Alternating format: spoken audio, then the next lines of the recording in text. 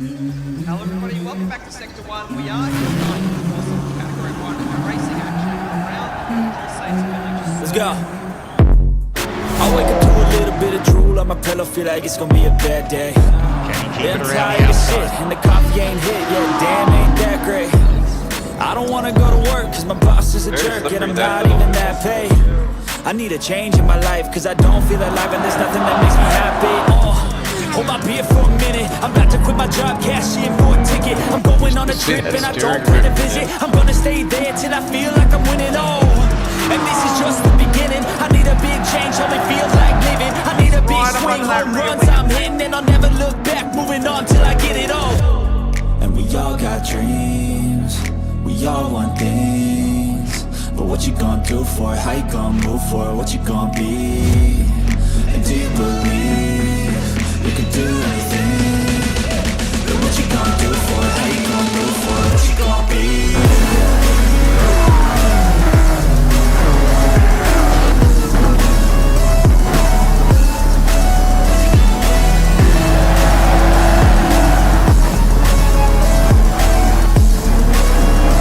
Let's go! Hey! What you gonna be? Hello everybody, welcome back to Sector 1. Wait, I think I was second two! Oh my goodness! Gee, she went wide. Oh, he's run wide and goes dead! Oh my. Oh no! No! Nick Hampton!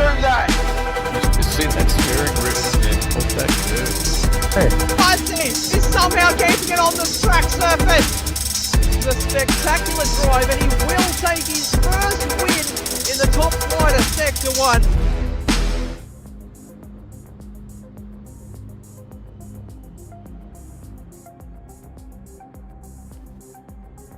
Good evening, ladies and gentlemen, boys and girls, cats and dogs. Welcome back to Sector 1 Sim Racing for Season 11. We are on to Round 2 at the amazing Autodromo Interlagos in Brazil, the home circuit of a yellow-helmeted F1 driver who did not own a Bulldog. Thank you for joining us tonight. I am your host, Carbon Boy, aka that nutter with the orange wheels, and joining me in the comms box for Group B tonight is our race director, Grovel. Mr. Grovel, good evening. How are you doing tonight, sir? Yeah, good, Carbon Boy. Happy to be here. Looking forward to this round. Excellent, excellent. I am very happy to hear that. How have things been going in the practice starts tonight? It seems poor sneaky Stevo, seems to have a bit of trouble with his visa getting in to the country. So I'm not sure if he's going to make it before qualifying or after qualifying or not at all, unfortunately. But other than that, everything seems to be running pretty smooth. Excellent, that's what I like to hear. Well, aside from the visa issues, but when we travel to different countries around the globe for our racing season, I suspect that visa issues might just on the cards for the season, unfortunately. Yeah, So- it's unfortunate. So what we might do is just have a quick look at our track map of Interlagos this evening. What we have here is the Autodromo Interlagos. It is 4.3 kilometers long. There is 15 corners to the track. Of course, our fuel and tyre usage, tyre usage is at 3 times. Our fuel usage is at 4 times with a refuel rate of 3 litres a second. Slightly better than last season, but still a little bit on the slow side, which means that the fuel save can reap benefits here tonight. Now, of course, we do have the dual compound of tyres available in the form of the Racing Soft and the Racing Medium tyres, and of course, both compounds are compulsory. As some drivers last week in the Category 2 races found out the hard way that yes, both compounds are compulsory. So in terms of using both of those compounds, you could go either a soft medium strategy or a vice versa, and if you are going to go the single stop, it would be in the vicinity of a 16 or 17 lap stint on the Racing Medium tyres with the shorter stint on the Racing Soft. Or if you're bold or doing things on the fly, and I must admit that was a fairly bad call on my part last round, you could go the double soft, go the 2-stop strategy in the form of a double stint on the softs with a slightly shorter stop on the mediums, so you could go 10 laps per pit stop. Based on my own personal experience last week, I would not recommend doing this, just quietly. So if there's any drivers sitting in the pits at the moment listening to the comms who are contemplating the 2-stop, would very much recommend not doing that. It does not go well. Although, having said that, there would be a zero-turn driver in the form of Cruisin, who did run the 2-stop last week in Group B and successfully made it work. He managed to come home P6, if my memory serves me correctly. So, basically, I think it kind of depends on how good of a driver you are, and last week I think Cruisin was a much better driver than I was. What are your thoughts there, Grovel? Yeah, it's a bit of a tricky track. Well, actually, it's not that tricky of a track, but like you say, the fuel is definitely a big advantage. they did change it to 3 litres over 2 litres, but I feel that these cars probably suck down 50 to 60% more fuel than the Megane. So I think it's sort of pretty close to as similar as it was last season, to be honest. But man, to see those Ferraris last weekend pulling out 18 laps, I think just Bump Crack and Black Project did extremely well to pump out that sort of distance in those naturally aspirated V8s. I think they are, aren't they, in the Ferrari? That they are, and they're not exactly frugal on the fuel consumption either. So both of those guys have done absolutely amazingly to get 18 laps out of the tanks on those Ferraris. I can't help but wonder if they might be using... No, we won't go there. What I'm saying is they've done an amazing job to get that many laps out of a tank on the Ferrari. So what we will do, however, is we will have a quick look at the points here tonight as they stand at the end of round 1. So what we have here is... the points are a little inaccurate. They do show young Wakey in at 16th, but based on the finishing results, he is actually in 15th, and we did have a no-show in Group A tonight, so young Wacky has been moved up into Group A tonight. So Thunder Artsy will be basically the first of the Group B drivers. We have a sneaky Stevo from Jamco Racing. We have Morgan Davies for Black Rose. We'll have Dadson for the Dadson Racing team. We've got Niff, who didn't exactly have the strongest showing in round 1, which I think he might be a little disappointed with. So I like Morgan. I would definitely keep an eye on Niff tonight, because I think both of those drivers will be looking to put in a very strong performance to get themselves back up into A. We'll have a Stickers, the TO for Lightning Motorsport, and right behind him in the points is his driver Big J for Lightning Motorsport.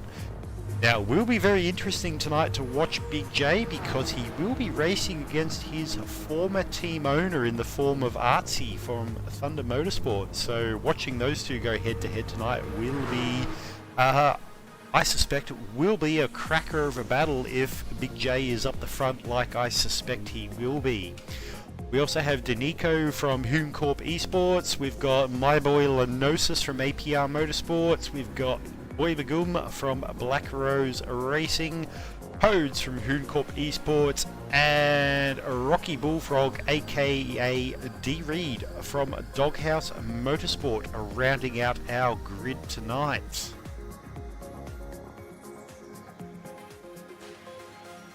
Rightio, I have kind of lost my train of thought.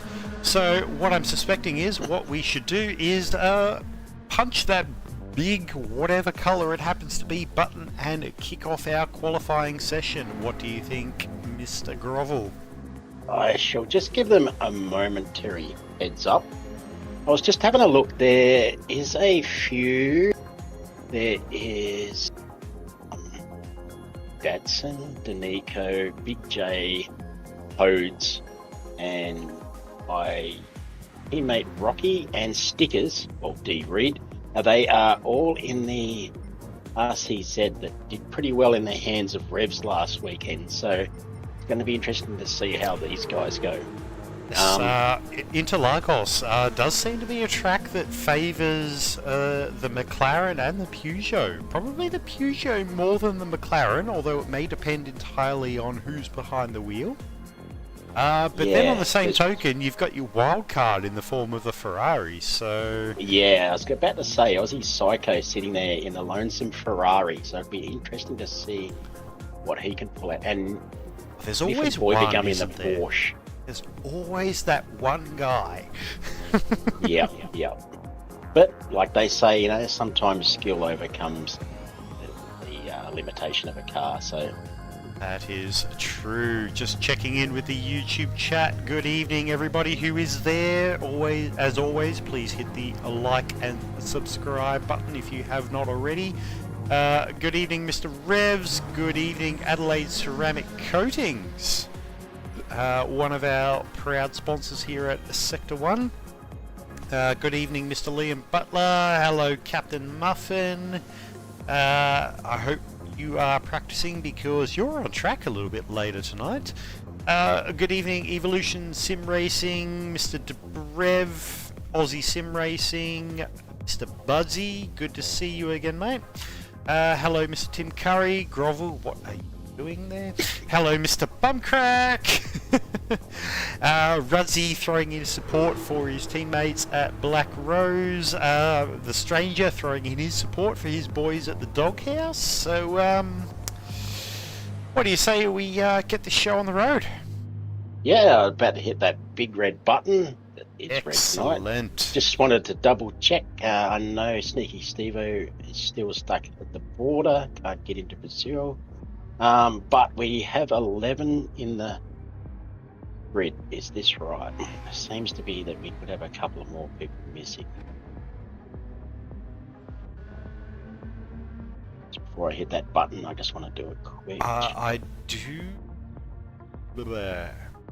We will have -1 because my boy Ricky Bobby is unable to make Group A tonight. So that's why young Wakey has been moved up out of Group B. Alrighty.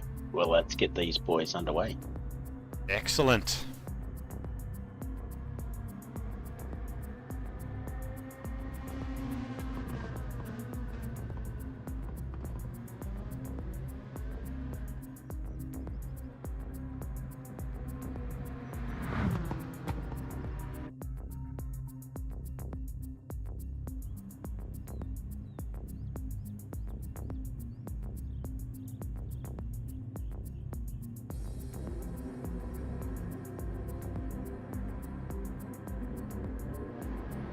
It's a bit of a long pit lane, so it might take a little while for the cars to come out, and then maybe half a lap or so for them to sort themselves out. Just riding on board my boy Lenosis at the moment. It's good to see that he's got the race suit from last season that yours truly designed. It would be nice if he had the current season's race suit that our livery lord Mr. Gooddock decided to put together for us at APR Motorsport on board, but that's okay. We're not looking inside the cars as it is anyway. So first out on track we have Mr. D. Reed in the Doghouse Peugeot, closely followed behind by the team owner of Thunder Esports in the form of Artsy. We've got Niff from CP Motorsports in that CP Porsche. He will be looking for a little bit of redemption this time, I think. We've got Big J in the Lightning Motorsport Peugeot in the glorious green. Closely followed by the Peugeot of the team owner of Dadson Motorsport, Dadson himself. We've got the Hooncorp driver in the form of Danico in the Peugeot as well. We have my boy Lenosis with his hot pink wheels in the APR Motorsport McLaren. Got the Bubblegum himself, Mr. Boy the Goom in the Black Rose Porsche. We've got a little bit out of order here, but we've got the team owner of Lightning Motorsport himself, Stickers in the Lightning. Sorry to interrupt you, but I'm getting some messages in the chat to say that they can't see the screen. They're not seeing the racing at all. Oh, for the love of... Here we go. Try this now. Qualifying for Category 1 Group B, brought to you by Boxer Beauty. Ladies and gentlemen, give that a go. Hopefully you can see what I'm seeing now. It's alright, no one's completed a full outlap yet, so, well, they've done an outlap, but they haven't crossed the line for a full lap, so hopefully. Right, ladies and gentlemen, we have... Nah, it's all good now, apparently. Excellent. My apologies, ladies and gentlemen. That will hopefully make things a lot easier for your viewing pleasure tonight. Well, that worked well for me because I've been told I have a good face for radio, so... I've probably got a great voice for silent films, so... I think that's a pretty good combination between the two of us. Yeah, the times are coming in. BS Niff to the top. With a very nice 1:31.1. Well, Niff is not here to muck about tonight. That is a fairly rapid time from memory. What kind of laps were you setting last week, Robert? Oh man, I qualified so badly it's too embarrassed to talk about. Hey, you qualified better than me, so let's go there. But the thing is though, even though there's so many different cars, if you look at the last two races, like I think if you went from 6th to 7th or something, there was like a 10th or 2 tenths between them. Like between 6 cars, it's so close in some of it. It was quite tight in the Group A last week. There was, I think, half a second within the top 7. Yeah, it's like that's really great. Just shows you how good they've sort of picked these cars, and it's good to see some different manufacturers and the fact that they are pretty damn close. So we've got Niff currently on a hot lap. He's moving up the inside of Artsy onto the main straight, and I do say straight because there is a big corner in it, but we don't count that. Oh, and he's into the pits, so we're going to completely ignore that. Mr. Boy Bagoon currently sitting a P2. He is giving a slipstream to... Well, everyone's into the pits on lap 2. This is a little bit unexpected, I will say. Yeah, I did notice too that Big J pitted really early on after one lap. Maybe just to give himself a little bit of room. They did look a little bit bunched up, some of the tracks, so it'll be interesting to see if they sort that out a little bit. So we're just riding with Dadson at the moment. He's currently sitting in P5. He is a 10th and a bit up on his personal best time. Everyone else is in the pits, so I think it's probably best that we just take a lap around Interlagos with Dadson. He's in the infield section at the moment, runs out wide, cuts it back to the inside. This hairpin is, well, getting the exit right is tricky. The entry is easy, it's getting onto the power at the right time. And that right-hander there, can confirm I've never been able to get that right. And coming into this final corner here, well, I say final corner, it's actual corner, not a bend like the rest of this main straight. Here, that final corner is an absolute pain in the proverbial. Yeah, not gonna lie. So here we go, Dadson, currently P5, is up on his best lap by 0.6, cannot improve his position unfortunately. He wasn't far off it, but Artsy has gone in for a new set of tyres, so once he gets a bit of heat into those and finishes with his out lap, and that fuel's dropped down a fair bit, so it'll be interesting to see. Alright, we've got D. Reed from Doghouse coming out of the pits. We've got Danico on his out lap as well. Big J has slapped himself up into P8 with that qualifying lap right there of a... What has he managed to do? He has done a 132.1. That's still pretty darn rapid, not gonna lie.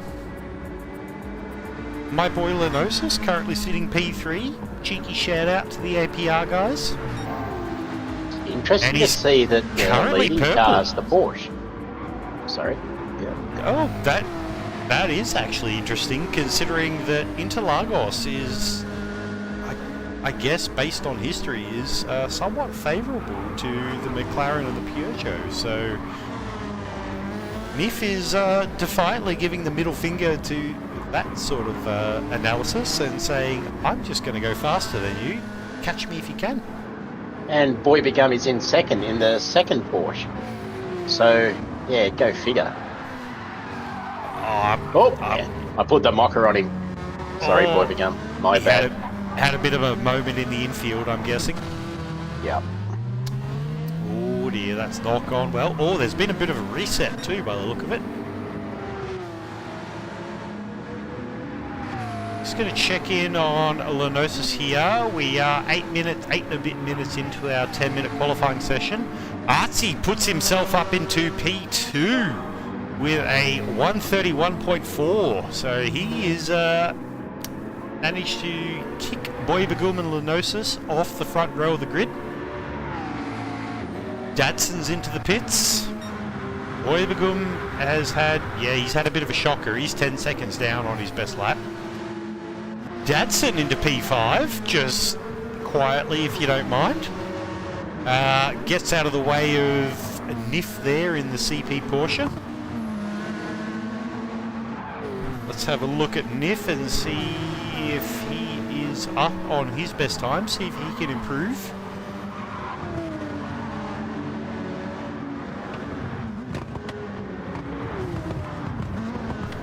There's a fine line at that corner there in the infield between running wide and copping a penalty.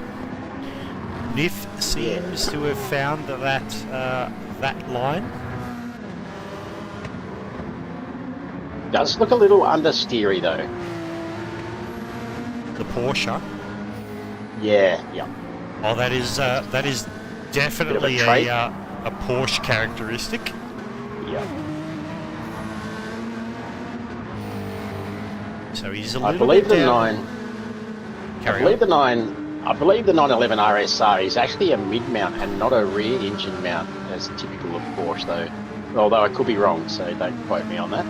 I think you are correct, but I think the difference between the mid-mount and the rear mount is a matter of centimetres. I think we're getting our final few people over. Here comes Stickers. Can he improve? So here we go, Stickers coming down the main straight now. Across the finish line, he is 5 seconds down, so he will not be improving on his lap.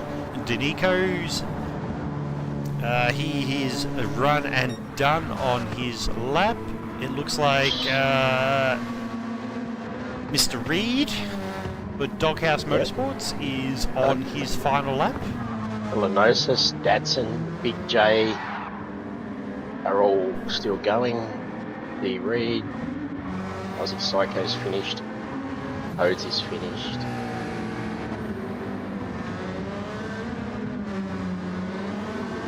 Oh, a few of these guys might be getting caught up.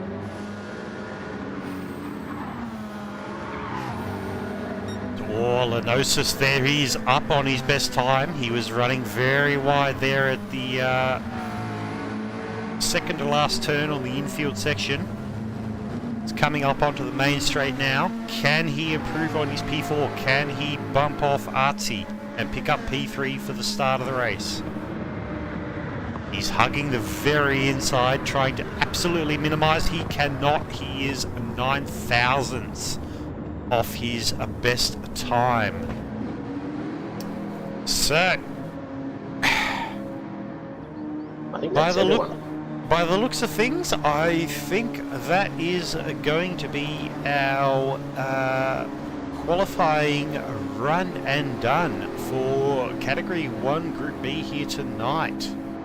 So while we just wait for the timer to tick on down, good evening to Lime Cordial fans forever. I do believe that they are a Thunderazzi supporter from memory, possibly a Thunderazzi family member if my memory serves me correctly, although don't go trusting my memory too much because it can be a little bit fuzzy, to be perfectly honest. So we shall have a quick recap of our qualifying results for Group B.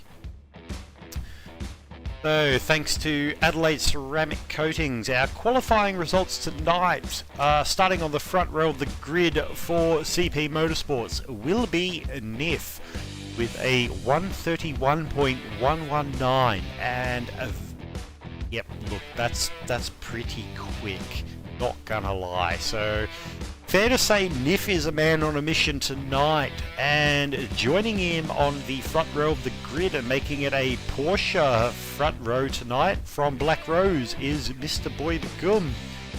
On the second row of the grid, it's going to be a McLaren second row with Thunder Artsy and my boy Lenosis, and then the third row of the grid is going to be a Peugeot lockout with the RCZ of the form of Dadson and Big J, who has managed to out-qualify his team owner of Stickers and the Hooncorp Peugeot of Danico. On the fourth row of the grid, and the fifth row of the grid, we've got some more Peugeots in the form of the Doghouse entry from D. Reed and the Hooncorp entry from Hodes, and rounding out our grid tonight, it is the lone Ferrari entry in the form of Aussie Psycho from the Jamco Racing Team. So the Ferrari not having the strongest qualifying result, however, if we are to take anything from the Kraken Esports performance last week, the Ferrari is definitely one to watch in the form of the race. So what are your thoughts, Grovel? Did qualifying go as you had imagined, or was that a little bit different? I'm a little bit surprised to see the Porsche up there, like especially 1 and 2. I know last weekend we got Porsche 1 in the Pack 2 Group B, but in the hands of Budsy Blaze, so that was pretty much expected. But yeah, so still a little bit surprised that both of those Porsches are up the front. It'll be interesting to see how they go on tyres, fuel, etc., compared to some of the other cars. Definitely. So, what do you say we stop teasing our audience and kick the race off tonight? I think that's a great idea. Alright, ladies and gentlemen, strap yourselves in, buckle up. It is back to regular programming tonight. There is no short sprint race. This is our 30-lap race around Autodromo Interlagos. What strategy the drivers tonight will take remains to be seen. Will they go the rapid soft tyre off the start, or will they go the more conservative medium tyre and get that out of the way? Well, that remains to be seen.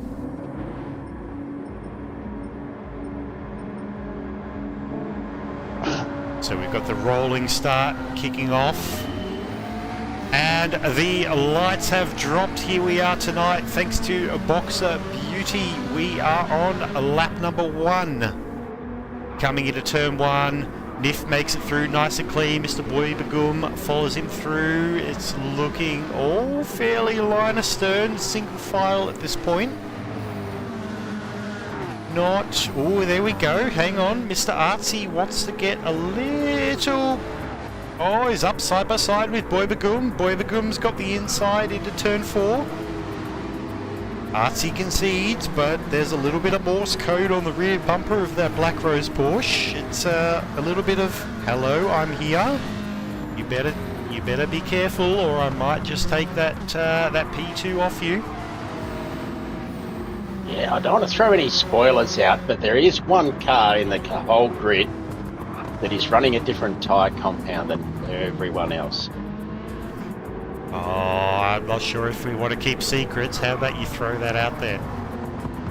I didn't know if you wanted to do it so early, but it looks like Thunder Artsy is the only one on a soft. Oh, okay. No, I like this. So I reckon he's going to try and push, because he needs to get the most out of those softs while he can. Right, so if all the drivers around him, or everyone except for Artsy's on a medium, is that what you're saying? Yes, exactly. Right, so Artsy is the only driver on a soft tyre, so Artsy in P3 at the moment will need to get his head down and will need to make that soft tyre work for him in the next, I would say the next 2 to 3 laps. He needs to get in front of Boy Begum, he needs to start chasing down Nif and start building a lead. Yeah, for sure.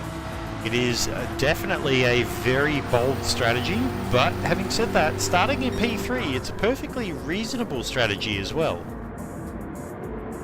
Because the two guys in front of him on those medium tyres, those mediums are going to take 2 or 3 laps, I would say, to actually get up to proper operating temperature, whereas Artsy's his soft tyres are going to be good to go probably about now. As he has a look down the inside of the infield section. There was a little bit of touching. I think he's just decided to back off there and go, you know what, that was probably a bit bold. Oh, here he goes again. But Can he get it done? He does indeed it done. Moves himself up into P2. He's got those soft tyres up to operating temperature. And that's the thing when you're actually the driver, like Boy Begum would not know that he's on a soft. He might have a suspicion after he got past, but for all he knows, Artsy is also on a medium, so... Definitely, when you're driving, you're never 100% sure what the other guys around you are doing. You can only guess by how much better under brakes and around the corner that the other drivers are than you. And Artsy goes the fastest lap. Definitely. Hammers it down with a 1:33.3 on the like first a little bit going on with I think maybe Lenosis, Big J, Datsun. It's a little bit of a Datsun going for a move on Big J. Oh, it is getting done by the look of it. It is getting very spicy back down there in that 4th, 5th, and 6th pack. But Datsun makes a move on Big J, gets it done, as you said. Very nicely done, very smooth. And now it looks like Danico makes a move on Big J around the inside as well. Moves himself up into P6. Very and that's the thing, done. like, you know, Big J could be just running to a number. He could be looking to save a little bit more fuel than the others that are around him trying to push past. So, you know, this early on, you can't sort of say, you know, anything too much other than Artsy trying to get to the front. I think with those softs, you just do not know what people's strategies are. Yeah, definitely. Are they going to go the 1-stop? Are they going for the 2-stop? You might be able to guess slightly based on where they're shifting, whether they're doing a fuel save or not. In the case of the McLaren, you definitely need to watch your revs in the first few laps just to make sure that you can get... Oh, there we go. Danico's looking very, very racy going into turn 1. Backs off, concedes a position, but he's got both the Lightning Motorsport drivers behind him, as Stickers has a bit of a... He's had a bit of a mare there at the Center S's on lap 4. He's going to lose out to Mr. Reed here on turn 4, I think. Yep, as Doghouse driver makes his way past. Go Mr. Reed, hashtag no bias. Although he has screwed up my observation, I was going to say that Stickers and Big J, teammates, obviously Stickers being the TO, were sort of backing each other up. And I wondered whether they were going to actually try and sit together and sort of maybe fuel save a bit off each other. And well, at the same time, your boy Mr. Reed, being the meat in a Lightning Motorsport sandwich, I'm not sure if that's the place he really wants to be this early in the race. But he did qualify one spot further ahead than I did, and I managed to get up into 4th with that little Peugeot last Sunday, so you know, it's not a bad little car to be in, even if you don't qualify that well. Checking in back up with our leaders. Got Boy Bagum in the Black Rose Porsche, still running P3. Artsy in the Thunder Esports McLaren in the gorgeous pink and black livery from his boy Elroy. I'm in the wrong state to be trying out the burgers there, but I'm told that they are quite good. He's not been able to make the soft tyres work as well as he might like. He's having a hard time chasing down Nif at the moment. He's 6/10 behind. And if I remember correctly, Nif is on the medium tyre, whereas Artsy's on the soft. Yeah, I don't think if he can't get it done in the next like the softs here do last a while, but I can't see if he doesn't get it done in the next few laps, he might have lost that tyre race, I think.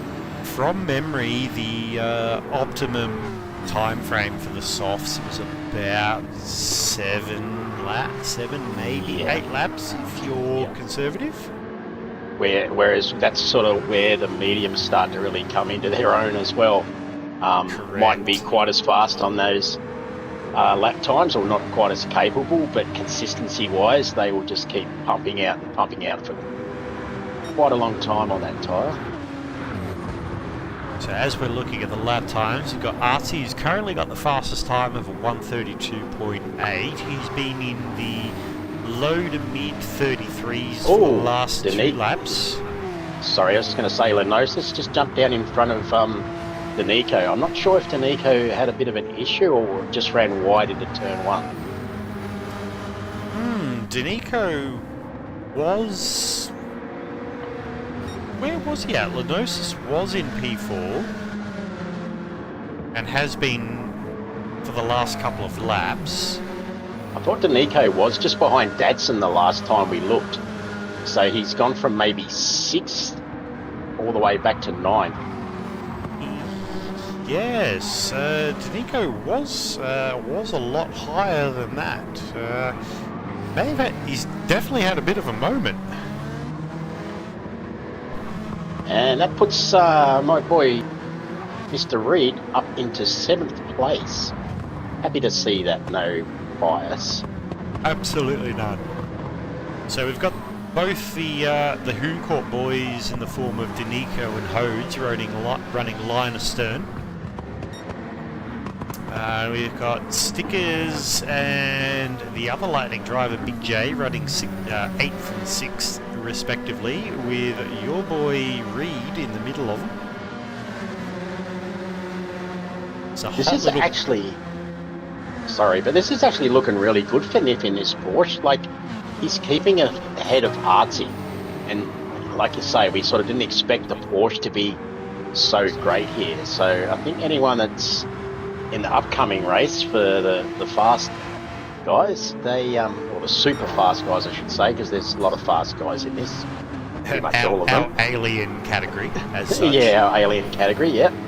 They, if anyone's in a Porsche, they might be standing up and having a bit of a look right. Actually, Nif's actually pulled it nearly out to a 2nd. And Boy Begum's starting to catch up. So I think Artsy, I don't know if I want to destroy anyone else's, but Artsy's worst tyres it's probably close to 60% left on that front right. So that's going to start to compromise him. Speaking of tyre wear, how about we kick into a tyre and fuel update? Courtesy like of APR Automotive. What do you think? Yeah, it sounds like a plan. Let us do that. Now, if I can find the right button to click, because I am, as previously mentioned, a little bit rusty at this. So there we go, APR Automotive Tyre and Fuel Update. So, Grovel, take it away, please. Okay, so we won't probably worry too much about fuel, but we'll go, Nif's probably got about 20% tyre wear, Artsy a good 45% on those softs. Boy Begum, he's probably got about 15% tyre wear. Datsun with a really good, he's probably got maybe 10% Lenosis is very similar to Datsun. Big J very similar to Datsun. D Reed probably the best at the moment. He hasn't got much tyre wear at all. The Nico about 20%. Stickers a little bit under 20%. Hodes 20. Aussie Psycho about 20. So yeah, and as far as fuel, there's probably a little bit of difference, but surprisingly artsy. Maybe he's getting a little bit of slipstream out of NIF because he's actually got better fuel than artsy. Alright, so Artsy is actually sitting still healthily in the slipstream range of NIF. So while he hasn't been able to make the overtake on the soft compound of tyres that he's on as opposed to NIF being on the medium, he has managed to keep himself in the race. So as we're on the end of lap 8 now, so realistically the grip from those racing soft tyres is going to start dropping off at this point.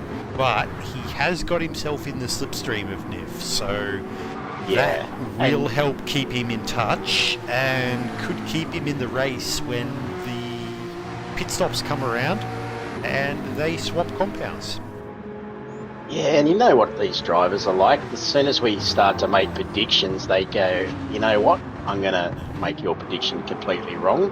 I am very used to these Category 1 guys going past the pit lane while giving me the finger. It is a very common occurrence. So we're just going to check in. Mr. Boy Bagum is just keeping in touch within sight of the leaders.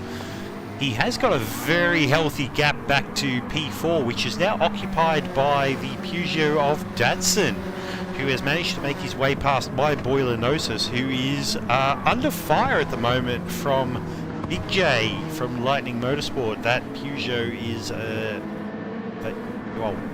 Peugeot is very strong on this track, as you can tell. He's probably got better fuel than the guy in front of him and the guy behind him as well. So both the other guys, one in Boy Begum and Lenosis, pretty much dead on half a tank, whereas Datsun's probably got another, I don't know, maybe another 4 or 5% more fuel, I would suggest.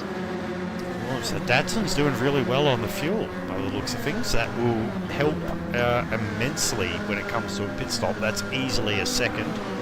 As we've got Big J looking down the inside of Lenosis coming into the center S's. Easily gets it done into turn 1. Lenosis looks briefly for the switchback, decides to tuck back in under the rear wing of that Peugeot and thinks better of anything aggressive at this point. As we are on lap 10, so we're only a third of the way into the race. As Big J goes purple through the first sector. Fastest lap still being held by his former TO, Thunder Artsy, with a 132.8. Artsy's tyres now, he's probably got about 40% left on his worst tyres, so the right-hand tyres. So any left-hand corners, he's probably going to feel it a little bit. But that gap keeps coming up and going back though, so, and he's still pulling away from Boy Begum. What's that gap now? It was 2.5 seconds. It's now up to 2.7 seconds between Artsy and Boy Bagum. So Nif and Artsy are definitely starting to stretch their legs. Yeah, very much so. Especially Nif on those mediums. He's probably down to, his worst tyre is probably at about 55%, I would say. So compared to Nif's, I know personally I'd rather be on a medium with 55% than a soft with 25%. 100%. Totally so agree look at that. with you on that one. He's pulling him back in again, down to 4/10. He's not letting those worn tyres affect him too much at all by the look of it. The McLaren is actually a fairly stable platform when it comes to tyre wear. It's not amazing at anything, but it's not horrible at anything either. Yeah. So it's, I think the Peugeot is a little bit like that too, to be honest. It's quite a stable little car, and it's probably not particularly super fast a lot of the time or anything spectacular, but as an all-rounder, just my own personal experience in testing, the Peugeot was just as quick, but I found the McLaren was easier for me to just jump in and drive. The Peugeot was just as fast, it was just slightly more difficult to drive at that pace. Whereas the Macca was just let's just jump in and cut laps, let's go. Kind of like the Porsche, you could just jump in and set hot laps pretty much from the get-go, whereas, you know, cars that we had as options like the Peugeot and the Alpha took a little bit more practice to get up and going up to speed in. Yeah, and look, that comes down to the driver as well. Different drivers are going to like different cars, and, you know, everyone as a team has sort of got to settle on a car, and some are going to like it, some aren't. So, yep, and then you've got your teams where you've got the faster drivers, the aliens who are advocating for one car, and then the group, the Category 2 drivers just kind of had to go, yeah, okay, we'll deal with it. Yeah. Or there were also circumstances when all four drivers decided, yeah, this car is the one we want. So it was. I think it's a good season, this one, with the multi-manufacturers. It looks like Danico is trying to push his way back up. He's now on the heels of Mr. Reed. Trying to push very hard too, by the look of it. Say D. Reed has a little bit better tyres, a little bit better fuel. He's got that slipstream though, Reed. Danico, I should say. And D. Reed, he's a bit of a gentleman, pops out to the side, gives him plenty of space. That is very kind of him right there. Maybe he's just going to tuck back in and go, okay, I shall save a little more fuel. Alright, so there we go. Danico up to P7. And in the meantime, while we've been talking, Lenosis has dropped down to P6. Big J has moved his way up to P5. So the Category 2 champion from last season is definitely making himself very well known in Category 1 this season. Yeah, he's heading for Datsun too, and Datsun, as we know, is not a slow operator. Often been up into Div 1 himself. 100%. He is definitely quick. Although if you talk to him about it, he will deny it very, very strongly. But results speak for themselves. Sorry, Datsun.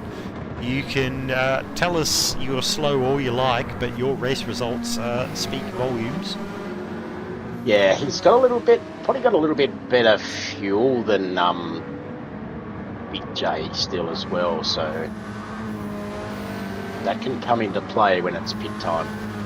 Right, so we're on lap 13, and here we go. Artsy is right up on the rear bumper of Nif coming into turn 1. He is not letting go. How are his tyres doing, given that he's on the soft compound? Yeah, he's probably got a bit under 10% on his front right. Rightio, the back right's probably a little bit better, maybe about 15% or so. So it looks to me like Artsy is hanging into the slipstream of Nif to be able to give himself the best track position available possible until he has to pit, which I would imagine would be at the end of this lap, being lap 14, possibly end of next lap in the lap 15. He's got quite a fair bit of fuel left, but his tyre's not there, so these guys on the medium are at least going to run it out to lap 17, maybe 18 or more. So he's going to have to pump out, like, if he pits now, he's going to have to do 16 laps on the mediums. Which is possible, easily on the mediums in the Macca. The problem with the McLaren is fuel, but he's shown that that's not really an issue at the moment. Although what is an issue is Boy Begum was 2.7 seconds behind. He is now back within a second. So both Nif and Artie are slowing up. There we go. Artie is into the pits at the end of lap 14, but that's a full fuel 14 laps in on the racing softs in the McLaren is nothing to be sneezed at. Like, that is a very, very commendable effort to make those tyres last that long. Yeah, most people last weekend only did either 12 or 13 laps on the softs after they'd done that 17 or 18 on the mediums. So, yeah, to go 14 laps, that's that's really good. That is absolutely, that is top notch, that performance. So, and Boy Begum is actually making inroads into Nif. So how are the tyres between Nif and Boy Begum? Because they're both in the Porsches, but how are they tracking? Boy Begum has got a little bit better tyres, but he's got a lot better fuel. Alright, so Boy Begum could be looking for a little bit of a jump in the pit stops, potentially. I'm thinking that Boy Begum's probably got enough fuel to... he's probably got enough... He's got that little bit better tyre, and I think he could go at least another lap more than what Nif could, if he wanted to. Alright, so we got Nif and Boy Begum. They're going down. Oh, there's a little bit of gamesmanship going on here, I think. A little bit of jinking towards the pit entry. Nif has a penalty. Oh, hello. Oh, this changes everything. This definitely makes a massive difference. Okay, so with that penalty, and we're on lap 16, I would suspect that we're going to see Nif into the pits this lap, because going into the pits will help offset that penalty. Because the penalty burn line is just out of the final corner onto the main straight. Entering the pits on this lap will help minimise the damage caused by the slowdown from that half-second penalty. But nonetheless, Boy Begum will be absolutely cheering and metaphorically rubbing his hands together with glee right about now. But just checking in a little further back, we've got Dadson and Big J going at it, absolutely hammer and tong. Got the two Peugeots, the blue and the green one, absolutely swinging haymakers at each other in the infield section here. Yeah, and Dadson, he's got that bit better fuel than Big J, but Boy Begum would have a little bit better fuel again. Oh, so Boy Begum sweeps around the outside of Nif onto the main straight, and neither Nif of the two around. drivers push. Neither of the drivers go into the pits. Same with Dadson and Big J. They continue the race down the main straight. Dadson down the inside of turn 1. Oh, there's a little bit of touching in the braking zone. Nothing dramatic. Unlike myself and VF last week. Apologies again, VF. That was definitely my mistake. And the stewards agreed on that one. Can confirm. Nif's red light's been flashing since the start of this lap, whereas Boy Begum is still showing about 1/8 of a tank. It could possibly start flashing by the end of this lap, but he's still got he'd have a decent 18th lap in him, I'm sure. Alright, so Boy Begum is looking like he definitely has the advantage here. He's got the race lead, he's got the fuel advantage. That's in his 4 seconds now from Nif, so he's picked up a little bit of from that swap over of first place when Niff got that penalty as well. So it's probably given both Dadson and Big J a little bit of a sniff, to be honest.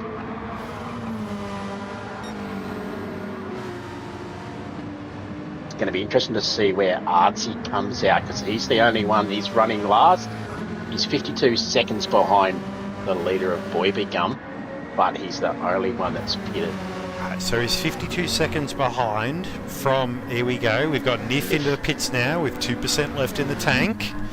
And Big J's in as well with 3%. We've got Lenosis in with 1%. Mr. Reed, your boy, with 6%. And Stickers with 7%. So that's a fairly healthy fuel save from Stickers and your boy. We've got Boyby Gum and we've got Dadson doing that 18th lap though. And also Aussie Psycho in the Jamco Ferrari coming around on lap 18. So these guys in the Ferraris, despite in testing that the Ferrari was somewhat, how do I put this, heavy on the fuel consumption, it has been shown that if you're the right kind of driver, you can get some form of economy out of it. So clearly I am not that driver. I'd put my hand up for that as well. Not that kind of driver. Yeah, no.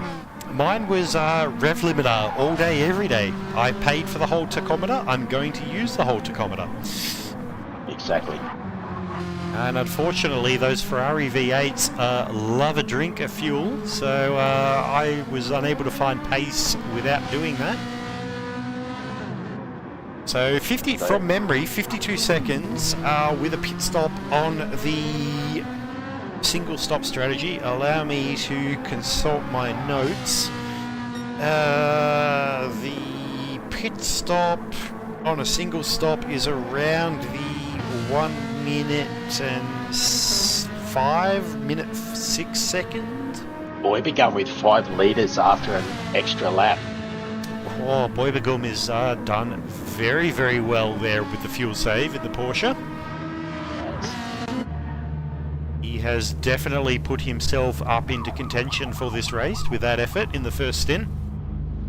And he's going to be coming out onto the faster soft compound tyre because, of course, well, I would hope he's coming out on the soft compound tyre because of the mandatory tyres here in tonight's race. We have the medium and the soft both required to be used.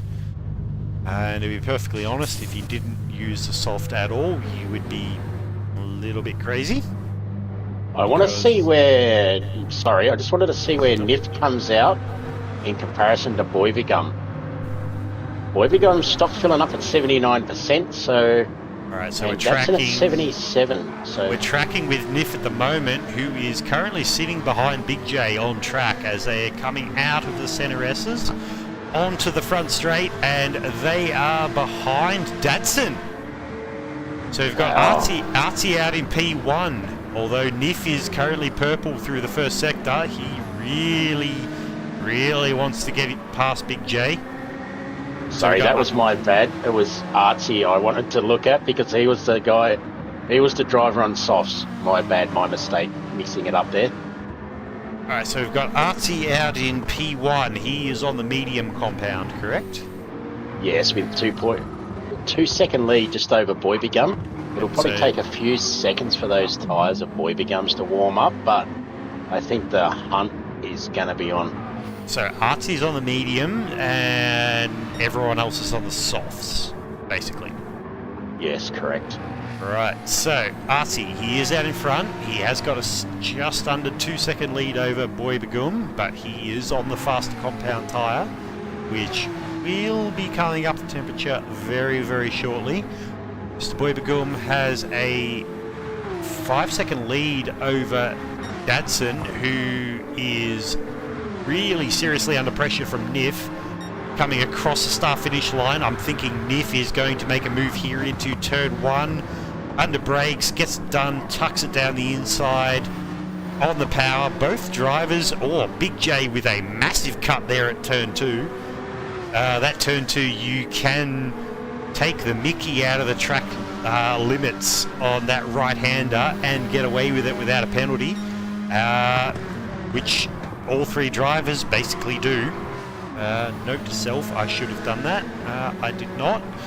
Right, so lesson learned. So Nif moves himself up into P3, Dadson hanging on to a very commendable P4. Big J, P5, he is hot on the heels of Dadson and Nif though. He does not want to drop off. Lenosis in a little bit of no man's land in P6 at the moment. A couple of seconds behind Big J, a couple of seconds in front of your boy Reed, who has a Hooncorp Danico for company in P8. A little bit behind them is Stickers in P9, and it is quite the gap back to Aussie Psycho for the Jamco Racing Team Ferrari in P10. Hodes in P11 is another 17 seconds off the back of him, so I'd say Hodes has had a bit of a shocker here tonight. Yeah, it's a bit of an issue, I'd say.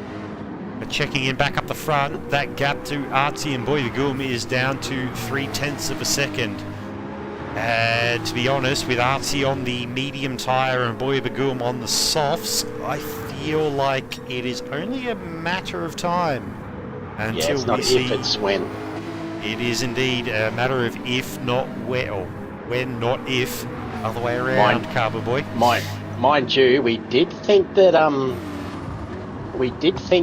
Artsy would get past Nif as well, but he couldn't. So maybe the tables have turned a little bit. And oh, there we go. Boyvagum just going into the back of Artsy a little bit there. Nothing malicious, I would say. Just a little bit of I did not brake as much as I needed to. A little bit of accidental contact. That's okay. He's backed off and he will have another go at it. But it will be interesting to see whether he can get the move done before the overlap point of these tyre compound.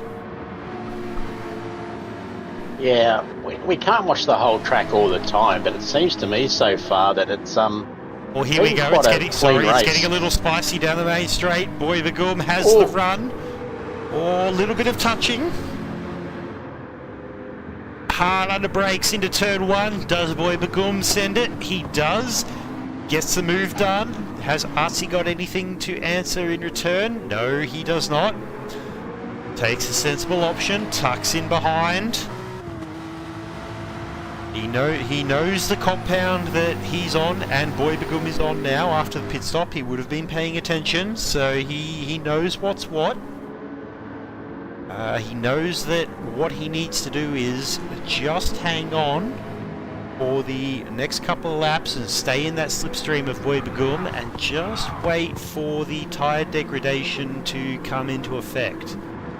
But I kind of get the feeling that Boyvagum is wanting to just skip off into the distance at this point. What do you think? Yeah, I think so, because he's only got to do 12 laps on those softs, whereas Artsy did 14. So Artsy did very well to drag 14 out of those tyres, I feel, but the fact that Boyvagum has gotten in front within a couple of laps, and he's going to be able to stretch those tyres out and get those good 5, 6, 7 laps of a bit quicker pace, I feel. Well, Dev, I think you're right. Boyvagum's already stretched his lead out to 1.1 seconds. In half a lap, he's managed to crank out a second gap, so he will definitely be looking to make hay while the sun shines. And we sort of probably missed it, or I missed it, but Lenosis has cracked out a flat 132. Holy moly, my boy Lenosis in P6 is definitely the fastest man on track at this point. He did set that on, what are we on? We're on lap 23. He set that on a lap 20, so that would have been the lap after his, or it would have been his second flyer after the pit stop. Yep. So he's currently P6, and he will be picking up that extra point at this stage. So Artsy has a 2-second lead over Nif. Now that was about 3.5 seconds, I believe, a lap or two ago.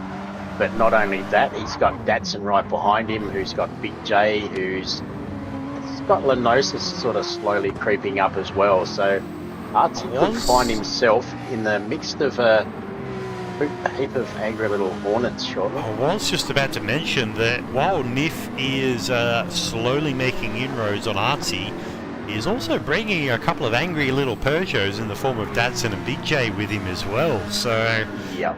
Artsy needs to watch himself here because he could be in some trouble.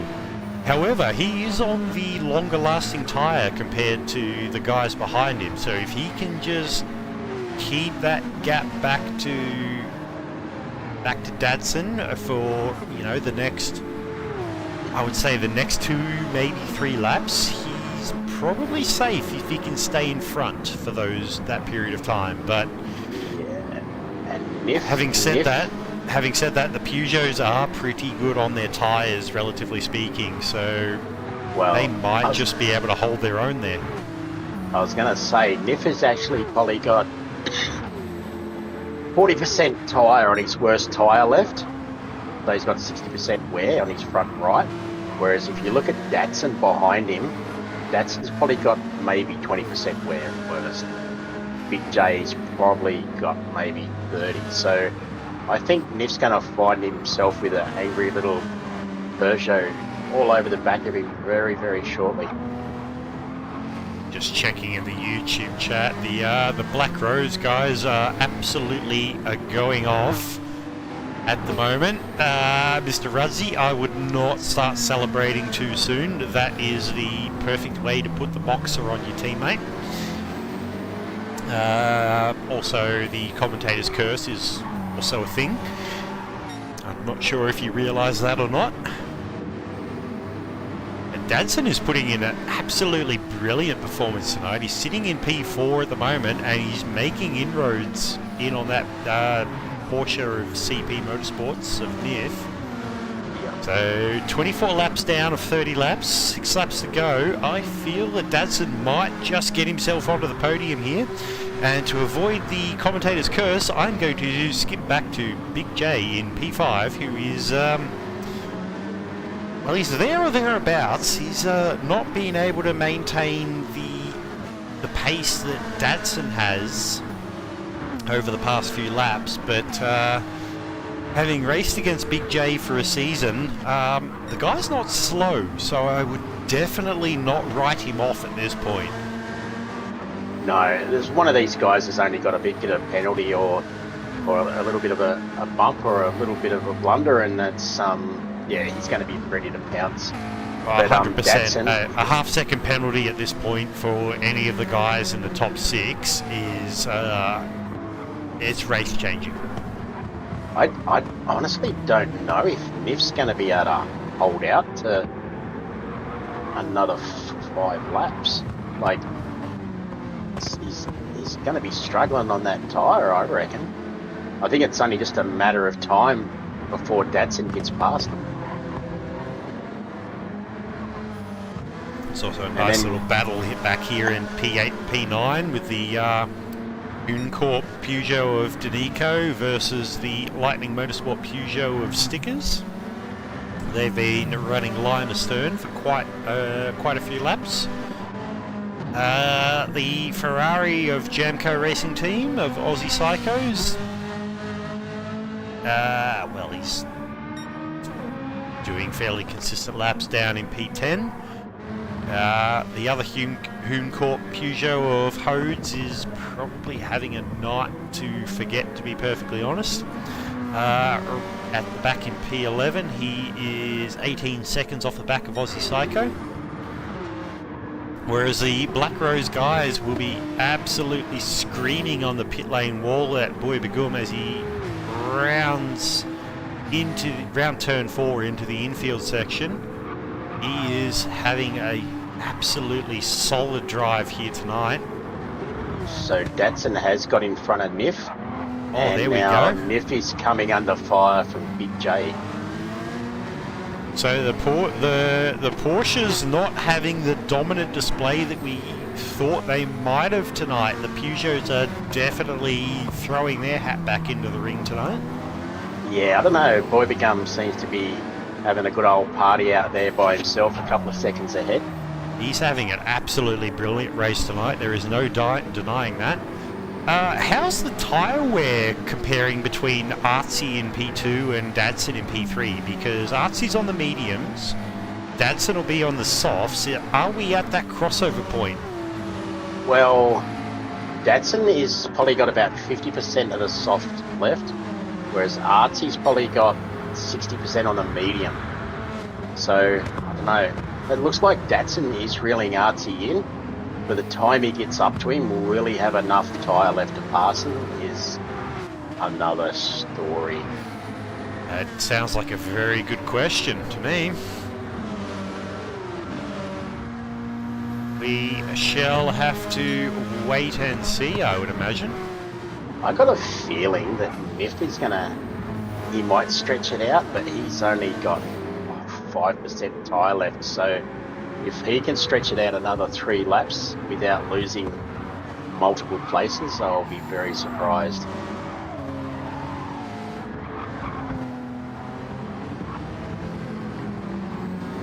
So Dadson's managed to get himself onto the podium.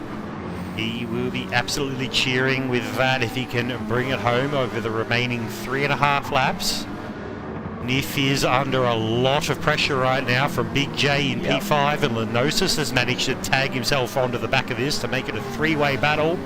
As Big J wants to go around the outside, around the penultimate corner, Lenosis is coming with him down the inside of the final corner. Lenosis sticks that multicoloured backer, and Niff goes wide. Oh, that is a massive moment there for Niff. I don't think he was touched at all either. I think it's just his tyre is like... I definitely think that was self-inflicted, and we shall see if we can... Or I want to take a replay, but I also want to watch Niff and Big J into turn 1. Oh, Niff is struggling hugely. Turn 1 runs. Wow, how is that front right tyre on Niff's Porsche, just by the way? Is that cooked? Because he's... It's got nothing. It's completely gone. Oh, wow.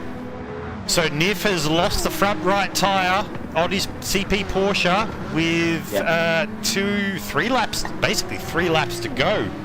And Stickers has put himself up into 7th over D. Reed as well while we've been watching the front guys. Oh, there we go. There's been some movers and shakers. There we go. Well, we shall have a quick look at that replay, I would imagine. All right. Niff is going to lose. Oh, no. I've completely cooked it. That is not good. Sorry, LJ Media. We have not done the right thing. Excuse my stutter, but Niff's he's just lost 2 places. Oh, man, he's gone back to 8th already. Oh, he's back down to P9. Danico's managed to make his way through. We'll just see if we can get a quick look at that replay from the final turn. There we go. So Niff has got Big J and Lenosis behind him. Oh, there might have been a tap there from Big J, I think. You know what? We will leave that to the stewards, I think.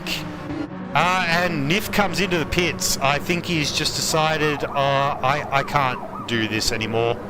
He needs a fresh set of boots. That is pretty much his race done and dusted with 2 laps to go, unfortunately. So back at the front with 1.1 seconds back to Artsy is Boy Begum. But that gap to Artsy is coming down like 100th by 100th. So, less than 2 laps to go. Artsy might just be able to reel this in, so it's definitely worth keeping an eye on. Dadson is there on the podium in P3. My boy Lenosis, P4. I am #no bias. I'm slightly cheering. I think Artsy is keeping about a second gap over Dadson, but he's slowly reeling Boy Begum in. I think they're both actually moving up on Boy Begum a little bit, but... Big J with a possible asterisk over his result tonight. Look, It's not confirmed, but either way, it's been a absolutely solid drive from him tonight. And he's got his TO right behind him in P6, so this will be a brilliant result for Lightning Motorsport here tonight. The fuel light has just come on for Stickers, but I think he's going to be good to go with one lap. So we are on our final lap. Boy Bagum is 8/10 to the good over Artsy, who is just over a second to the good in front of Dadson, who has nearly 2 seconds to Lenosis. So I think the top three are fairly safe in terms of they will finish on the podium, but I think what order they finish in can still be up for debate. Yeah, I think Artsy, just those mediums are still at about 50%, whereas the other guys are, well, they've still got a bit of tyre there, but they're not great. This infield section is where the Porsche is a lot stronger than the McLaren. If from memory of my own testing at Interlagos between the two cars, when the tyre wear became a factor, the Porsche was a lot more friendly than the McLaren through this infield section. But here we go through the penultimate turn. Boy Bagum, he's coming up the hill for the final time here at Interlagos. He will take the win here tonight in Category 1 Group B, 30 laps. He has made it work for Black Rose.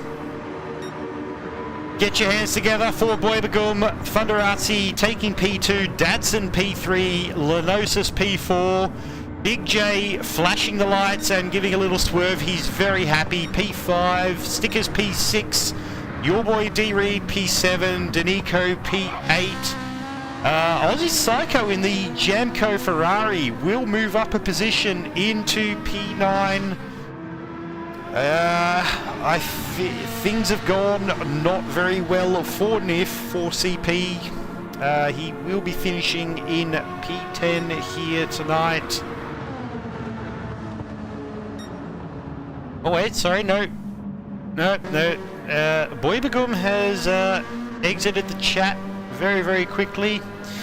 And our final runner here tonight for Hoon Corp is Hodes, coming in at P11. I think Boy Bagum's internet lasted just long enough for him to finish the race, and not a second longer. So I'm gonna screenshot that as the thing, but we will have to put everyone back in place because the race was finished. Yep. So while the results might say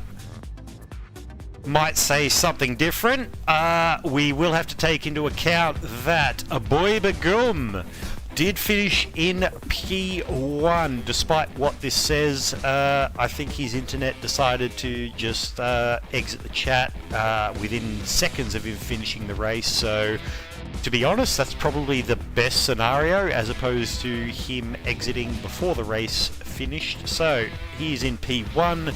Thunderazzi bringing home a very valiant P2, despite the running the completely different strategy to everybody else on the grid. He's done a fantastic effort.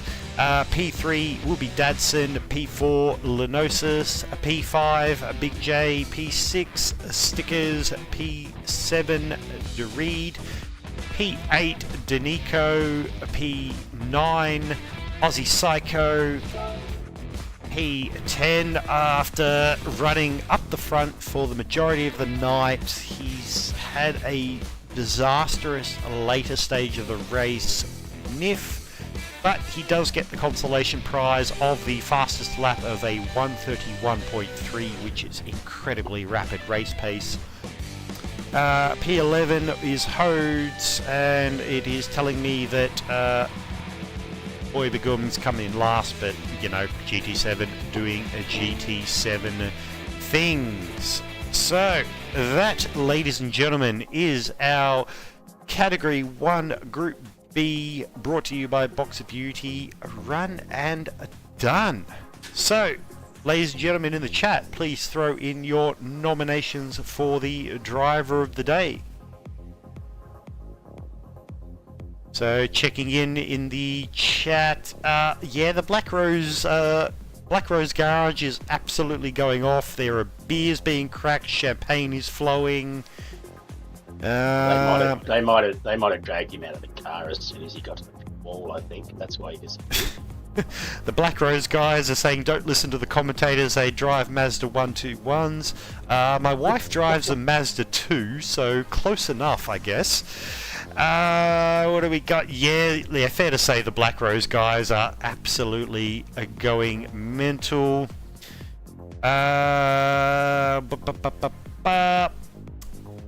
think the team owner from Black Rose in the form of Jimmy Superfly says boy bagum just become man bagum. So I'd say he's Nice. I'd say the team owner is fairly happy with bubblegum right there. Yeah. So we've got some driver of the day nominations for Boy Bagum. We've got driver of the day Dadson. We've got driver of the day Boy Bagum. We've got driver of the day Dadson. Evolution Sim Racing is saying who is the streamer for the main race. I'm waiting for him to start these boys off. Well, Mr. Evolution Sim Racing, we have 2 main races tonight, and unfortunately you're stuck with me as a streamer for both of them. They should be so lucky. So, thank you, Mr. Evolution Sim Racing, for tuning in tonight. It is a pleasure to have you. Hopefully you think it's the same pleasure having me. Right, so what are your thoughts, Mr. Grovel? Who are you thinking for driver of the day tonight? Look, there's a couple of honourable mentions. I think Artsy and Datsun did extremely well. I sort of tipping towards Datsun, and I know it's unpopular to go for the first place winner, but I'm going to have to go Boy Bagum, to be honest. And I'm not sure my memory's really trash. Is that Boy Bagum's first win in Div 2 or not? You're asking someone with an equally horrible memory. Yeah. Okay, I'm going to put an asterisk over it and say it is his first Group B win to my knowledge. Yeah, I'll go with that. Okay. Either way, I will go with that. My driver of the day goes to Boy Bagum. I just think he did an outstanding job, to be honest. I really did, and a real surprise in that Porsche too. Mr. Diswood asks where my smoke alarm ping is. It is noticeably absent tonight, and hopefully it stays that way, and I'm more than happy for it to be absent. Driver of the Day nomination from Evolution Sim Racing for Boy Bagum and for his internet surviving. I'm going to go against the flow as well. I don't normally go for the race winner for the driver of the day, but I'm definitely going to throw my hat in the ring for Boy Bagum. He was on an equal strategy to, well, everyone but one in that race, and he managed to make it work better than the rest of them. He got the job done, he had better fuel, managed to make up some time in the pits, took complete advantage of that, made his tyres work for him, and got the chocolates to show for it. So took the race win. So I would say driver of the day tonight is Mr. Bubblegum, or Man Bagum, as he shall now be known, thanks to his team owner. Great drive too by Thunder Artsy. He was the only one that started on soft, so he did like a reverse. Did the reverse to everyone else and still managed to come home second. So actually, yes, definitely a honorary mention to Artsy for running what I guess you could call the alternate strategy to everyone else, and still managing to finish on the podium. So definitely a commendable effort to him tonight. So, ladies and gentlemen, that is our Group B run and done. Thank you very much, Mr. Grovel, for being our race director for this one tonight.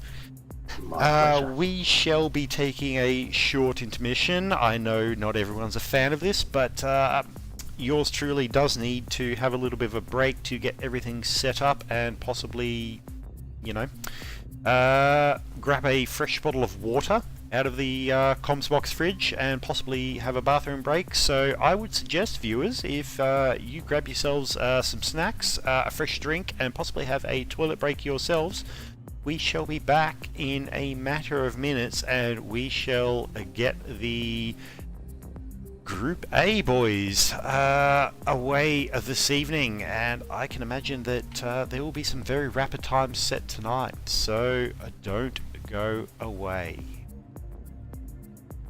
Anything you'd like to say, Mr. Grovel, before we check out to our break? No, not really, except for congratulations to, I suppose, the top three, really, and everyone. Pretty clean racing tonight, and good to see my teammate D. Reed actually get a decent finish. It's his second race in Sector 1, and as you and myself and probably a lot of other people in actually racing Sector 1 currently or previously probably know that your first season's a pretty big shake-up. So, good job. Definitely. Fantastic effort. Alright, ladies and gentlemen, we shall be back very shortly. So, hopefully you can stay with us, and we will see you soon.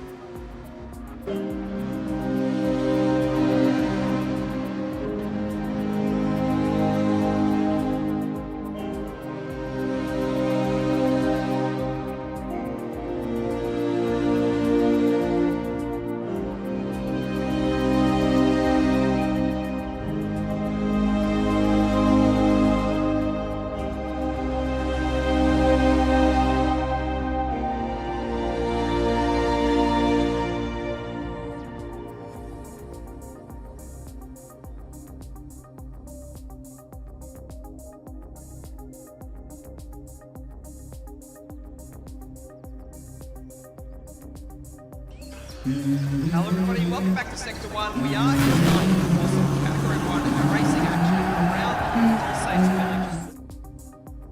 And welcome back, ladies and gentlemen, boys and girls, cats and dogs. Thank you very much for your patience here as we have a bit of a break between the Group B and the Group A races.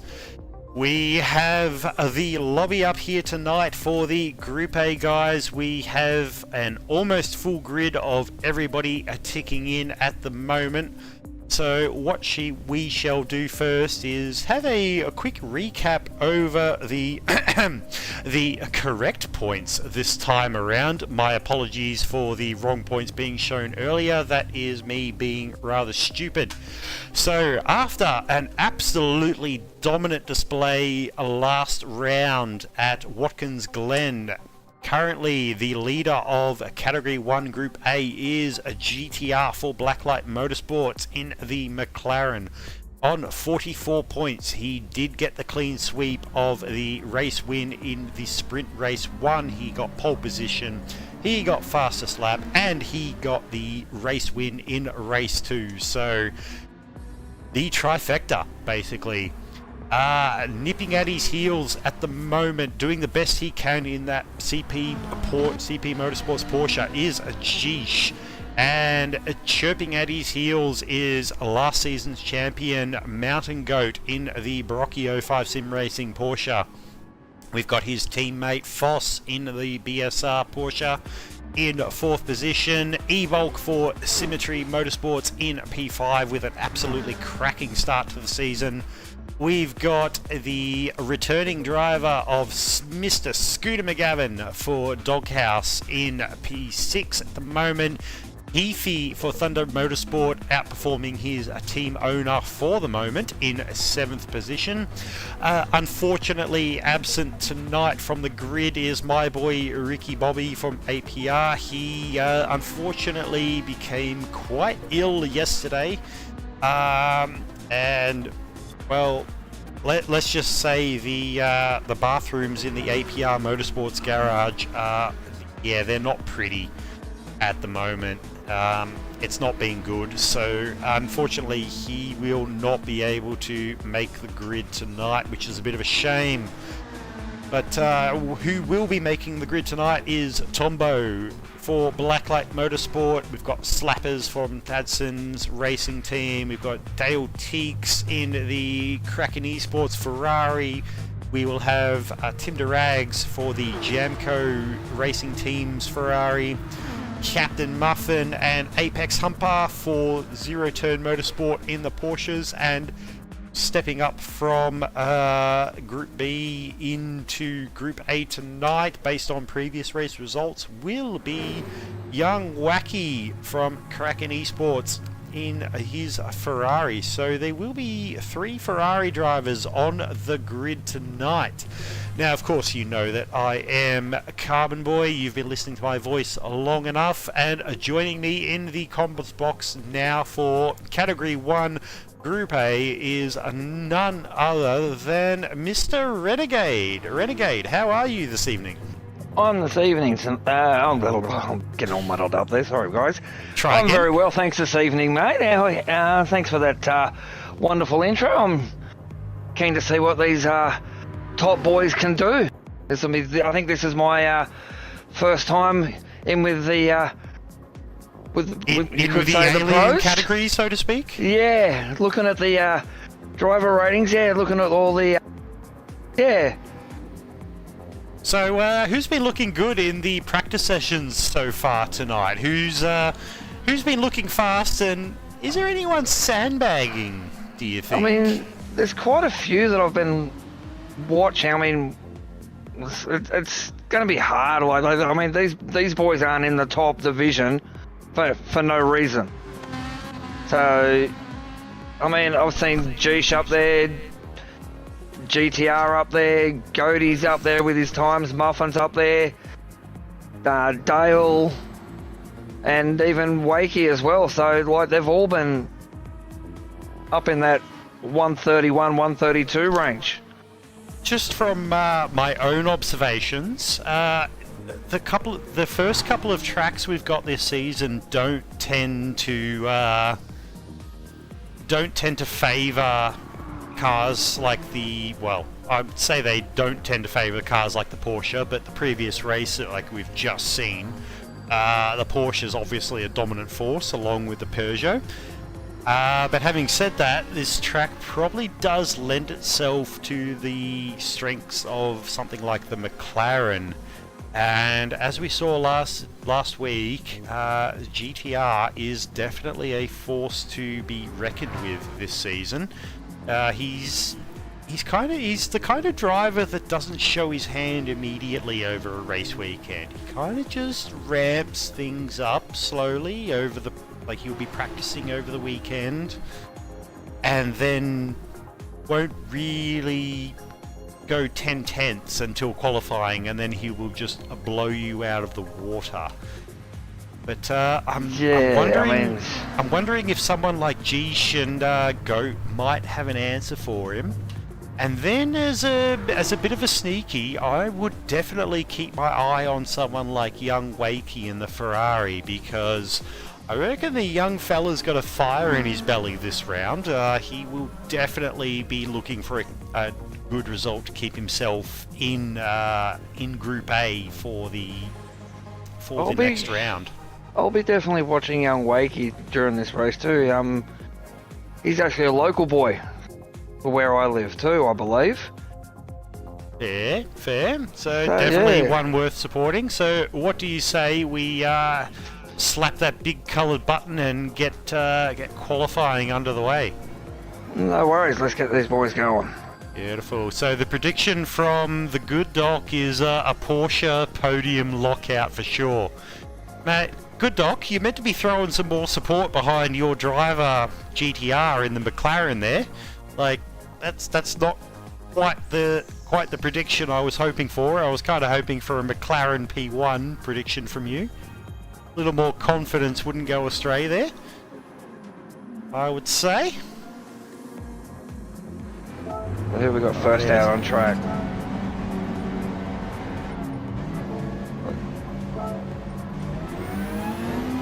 So Dale takes leading the way out.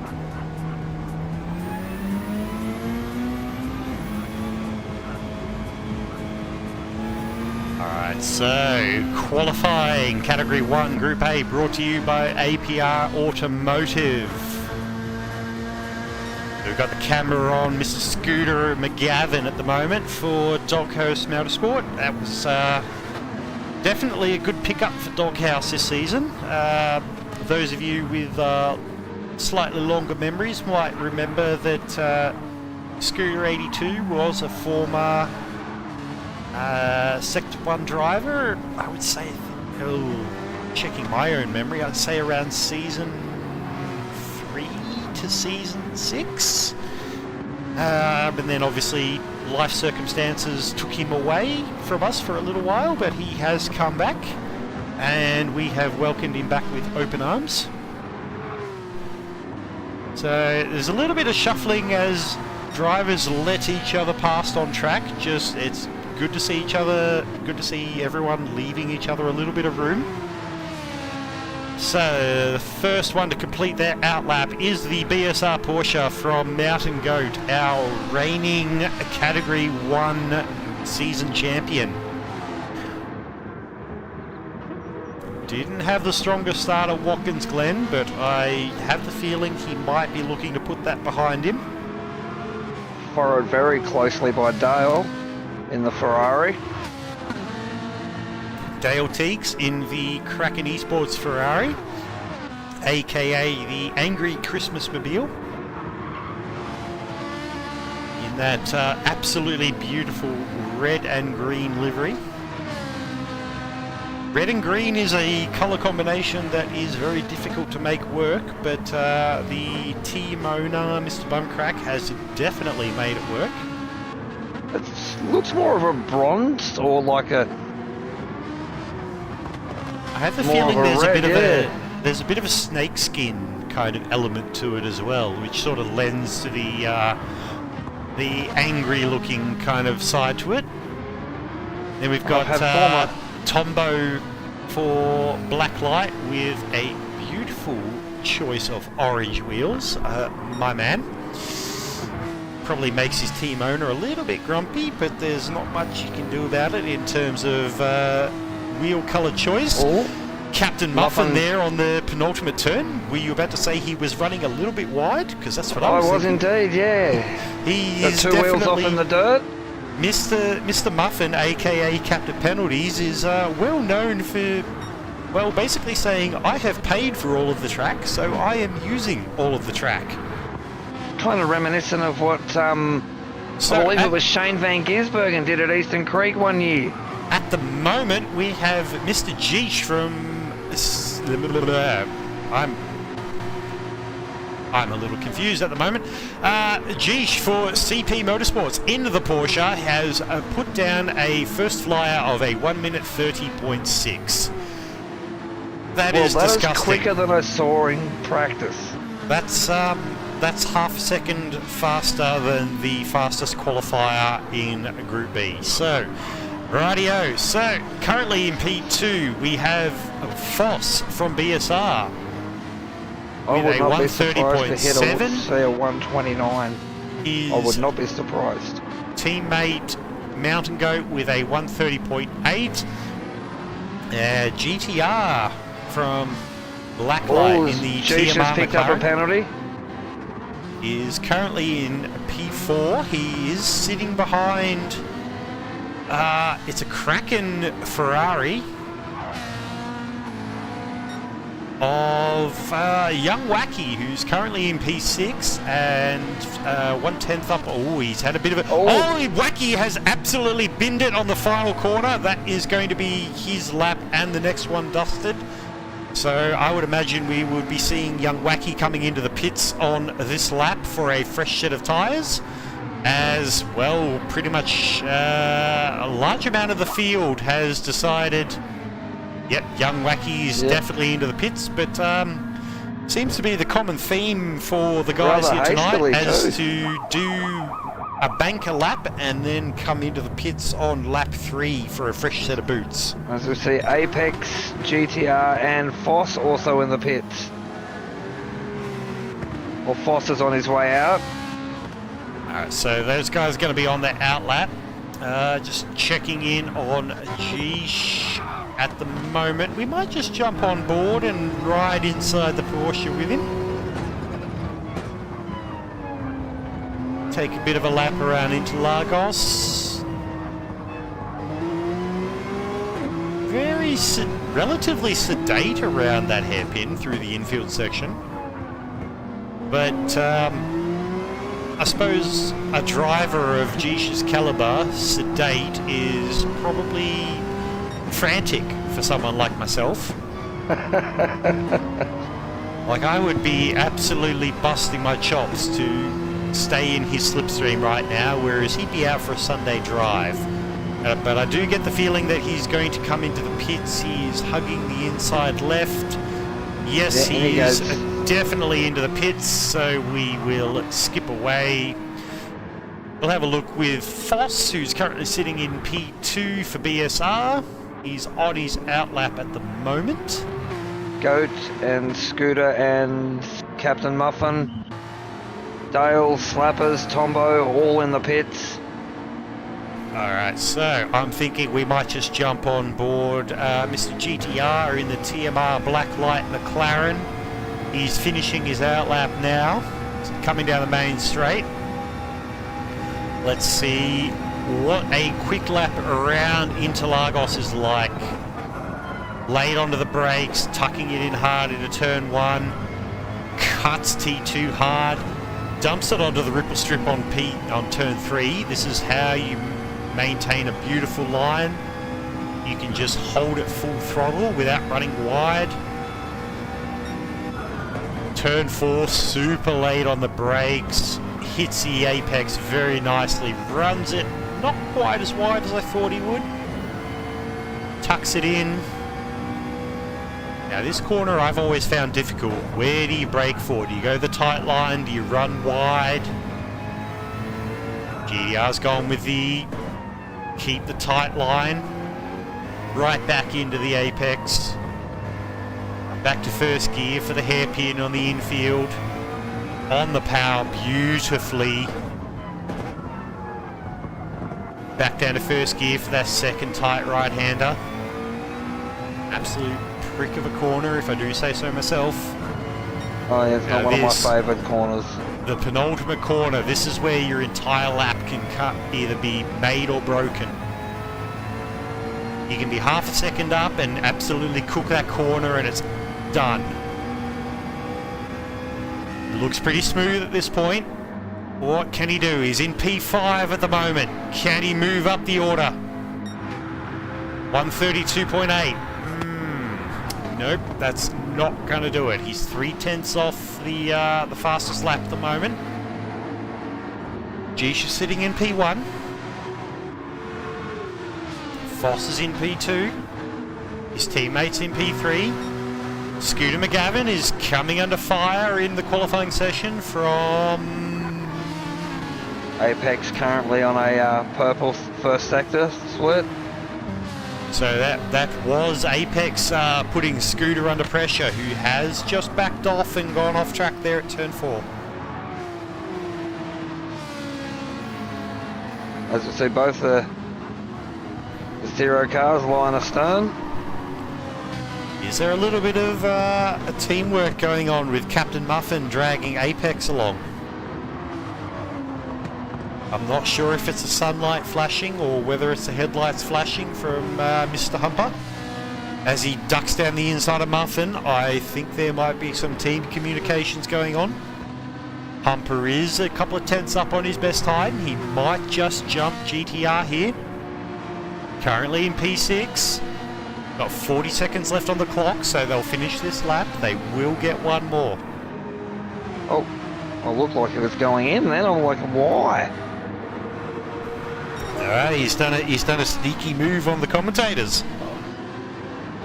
And Humper puts himself up into P4, jumping... Well, GDR's put himself up into P2 as well with an absolutely cracking lap there with a 130 point... Oh, what are we looking at? 130.655. He is 200ths behind Jish there, so he's got himself onto the front row. Oh, what's happened to both the Zero Motorsport cars? He's behind his teammate here at the moment. He's got Tombo as a bit of a slipstream, so there might be some communications in the Blacklight Teams chat. As hey, give me a slipstream and when it matters, get out of the way. But they are on their final lap. Jish has run and done by the looks of things, so his best lap is going to be his best lap. GDR is still on a flyer, so he could take pole position here as he comes down into the penultimate turn. Does have the slipstream from Tombo onto the main straight. He could make this work. I haven't seen any sector splits, so I genuinely have no idea where he's at. He's got Mountain Goat. He's got a second row of the grid lockout for BSR. P3 and Poo. Oh, he's a second down on his time. GDR does not improve. Very close. This is .019. Who we got still? Right, so that is our qualifying session run and done. So we shall do a very quick recap for this, brought to you by Adelaide Ceramic Coating. So on pole position tonight we have Jish with a absolutely flying lap of a 130.636. Having said that, not that far behind, joining him on the front row of the grid with a 130.655 is a GTR. And for the second row of the grid, it is a BSR lockout in the form of Mountain Goat and Foss. Then we've got Apex Humper for Zero Turn Motorsports in P5. We've got Scooter McGavin for Doghouse in P6. got a young Wacky for Kraken Esports with a 4th row Kraken lockout with his teammate Dale Teeks joining him in P8. P9 we've got Captain Muffin for Zero Turn joined by Tinder Rags for in the Ferrari 458. On P11 we've got Slappers and Tombo in P12, and rounding out our grid tonight is Heafy and Ebulk in P13 and P14.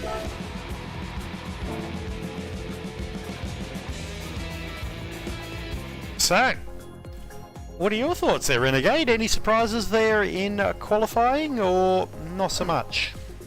Not, I mean, as I said, this is the first time I've seen like these guys running live, so to speak. Unfortunately, real worlds come into play at the time of when the top guys have been racing, so I haven't caught much of the action from those guys. So this will be an interesting one. Yeah, I'm keen to see what these boys can do. Well, Mr. Good Doc, your prediction of Porsche podium lockout was slightly foiled by your team driver in the McLaren taking out P2. So I'm pretty sure Mr. Good Doc will be more than happy to be wrong in this circumstance. He's well locked into a Porsche sandwich, isn't he? Well, definitely. You've got Geesh and P1, then Goat and Foss. And they've got 3 of them behind him. Yeah, Goat, Foss and Humper. Then there's an angry Peugeot, a couple of Ferraris. Yeah, look, you know what? YouTube chat, throw in your podium predictions for me. No particular order. I just want to hear some I just want to see some top 3s. Because I think at this point it is going to be anyone's guess. And I have raced with Humper and Dale Teeks in another league as well, so I know what they're capable of, and I'll be surprised to see one of those 2 guys up there as well. I had heard some rumours around the pit lane after round 1 that certain drivers were maybe questioning their car choice for the season. But I'm currently looking at the qualifying results tonight, and I'm sort of wondering, like, you know, maybe you guys got a bit ahead of yourselves in doubting your car choice based off where you have finished tonight. Now, I mean, I'm not naming names. 9/10. I'm not naming names. I'm not naming teams. But I am definitely keen to see what these guys can do here tonight. So what do you say, Renegade? You hit that big coloured button and we get Let's hit that big Brazilian button, yeah. The big Brazilian button. I like it. Now it's not 9 o'clock yet, so I can't go there, so we'll just leave it at that. So yeah, ladies ladies and gentlemen, strap yourselves in. Let's go for the race tonight, because we are in for an absolute cracker. So we've got the drivers on the grid.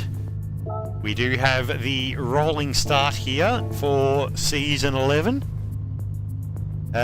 We did anticipate that it would have slightly less chaos than a standing start, and it also offsets the advantage that certain cars have from a standing start.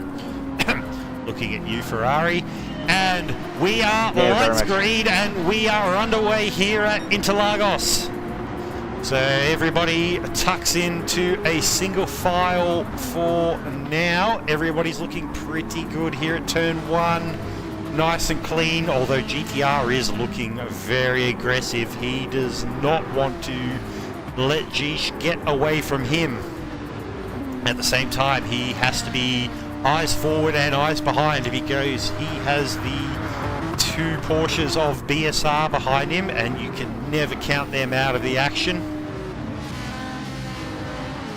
Apex Umper maintains his position here in P5, but he's under fire from Scooter. All in single file on the first lap. Is down the inside here in the infield section into their tight right-hander.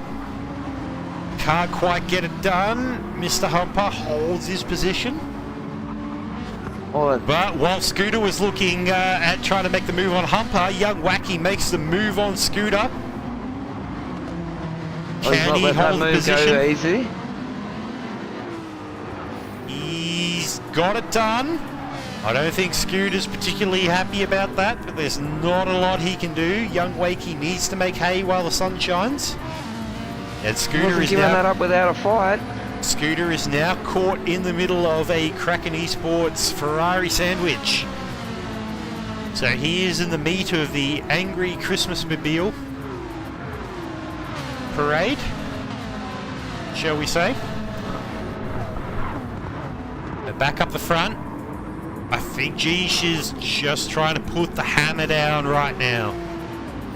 So, Mr. Renegade, can you have a look at who's on what compound and let us know if anyone is doing anything outside of the norm?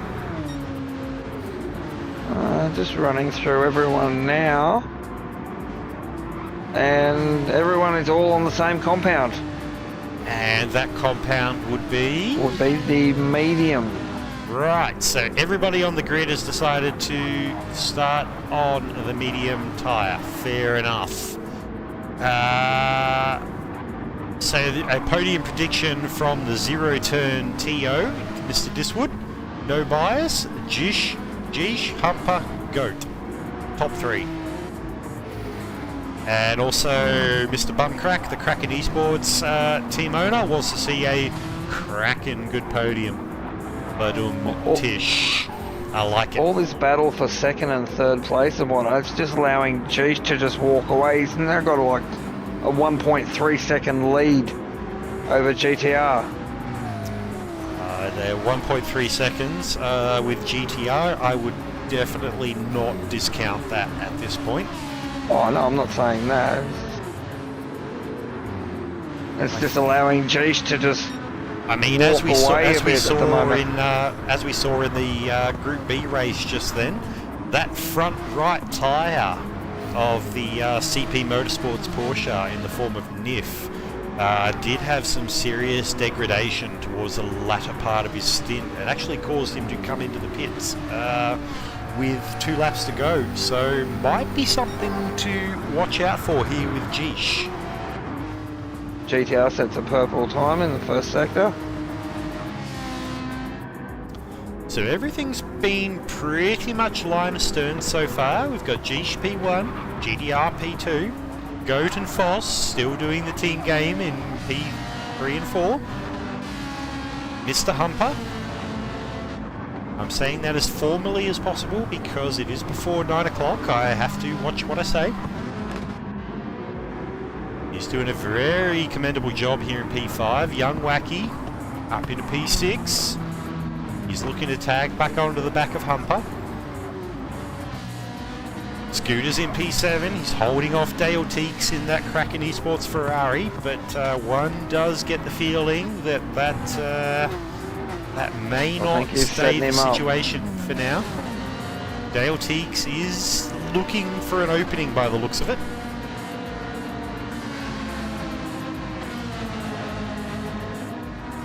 I reckon if you don't see it at this turn 1 left-hander, you'll see it at, I think it's turn 3 or 4, turn 4.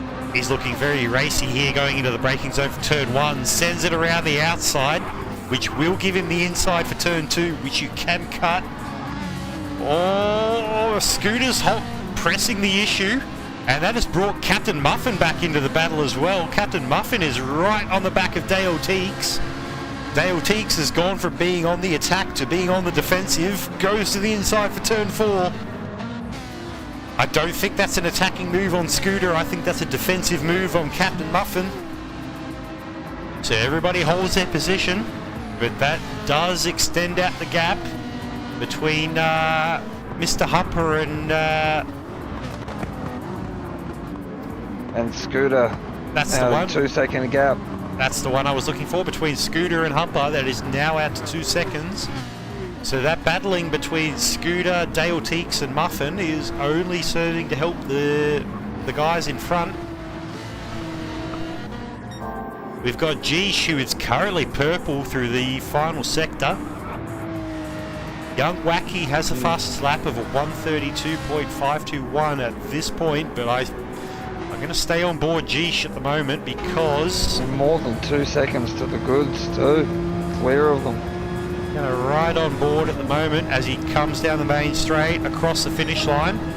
Doesn't get the purple lap, but he does do a 132.653, so he's only 300ths off the fastest lap. I think the Porsche just suffering a little bit down the main straight compared to the Ferrari of Young Wacky.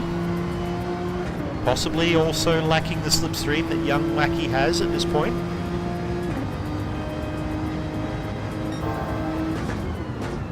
I mean, we can't discredit any of these drivers. They're all phenomenally fast, and there's no way I'd be keeping up with them even with the slipstream. So, but Geesh is doing a fantastic job here at the moment. He has banged out a 2.5 second lead over GDR.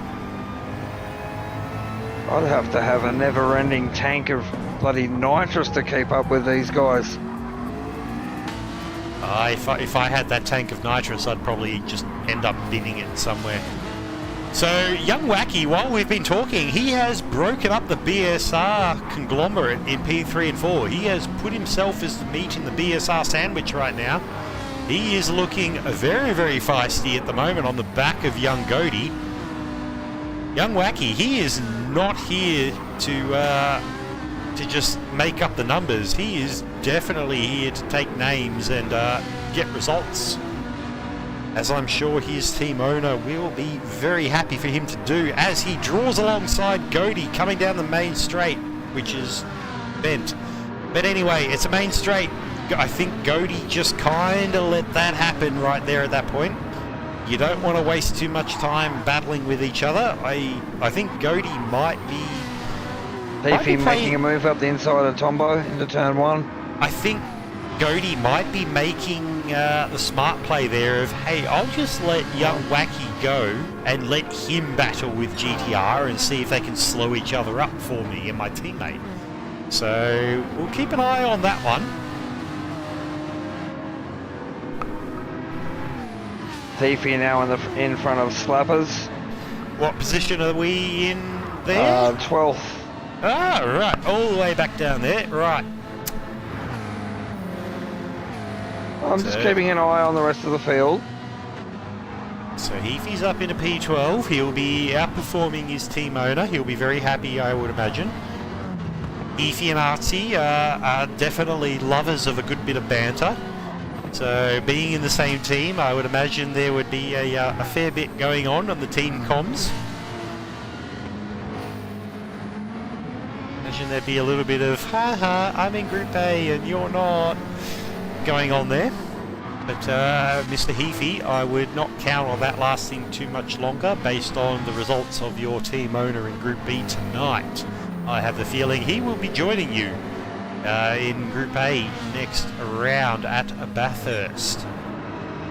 But for now, yeah, the CP driver of Geesh is got his head down and the hammer down, and he has got a 3-second gap to Young Wakey, who has managed to overtake GTR and take P2 in the process of me talking absolute blithering, mumbling codswobble. I can't say that word because it's before 9 o'clock, so here we go. Young Wacky is a man on a mission at the moment. He is here to not take prisoners. It may have been a better idea to sit behind him for a little while, I think. Young Wacky is not here to muck about tonight. He is here to, well, he's set fastest lap at the moment with a 132.4, improving on his earlier fastest lap. And one can't help but get the feeling that he is looking at absolutely destroying that 3-second gap that's currently between him and Geesh in the lead. Now, he does have the purple lap, and we are on lap 7.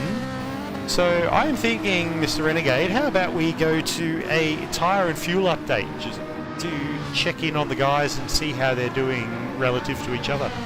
Okay, up in first place we got Jeesh. These left front and the two rears are all pretty much evenly worn. Front, just a tad more. Probably used just over a third of a tank of fuel. Second place we've got Wakey. Really hurting in the fuel department. He's just gone under half a tank. So he's definitely using all of the fuel to make up the positions he has. Oh, absolutely. His right side tyres are both worn the same, a little bit more than the left tyres. Probably about a 5 to 10% difference. Third place we got GTR. He's got just over half a tank of fuel. Tyre wear is pretty much the same as the first two guys. Looking at all their tyre wear during the first 8 laps, they're all pretty much the same. It's just the fuel that looks a bit different, obviously. People using more. Mountain Goat in fourth place. He's got well over half a tank left, so he'll be good to go for a while. He's Foss in the other BSR car in fifth place, just over half a tank. He's used a little bit more fuel than Goaty. Sixth place, Humper, Apex Humper.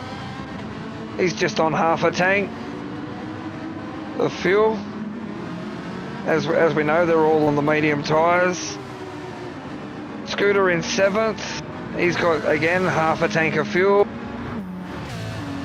Dale Teeks and one of the other Ferraris got just over half a tank.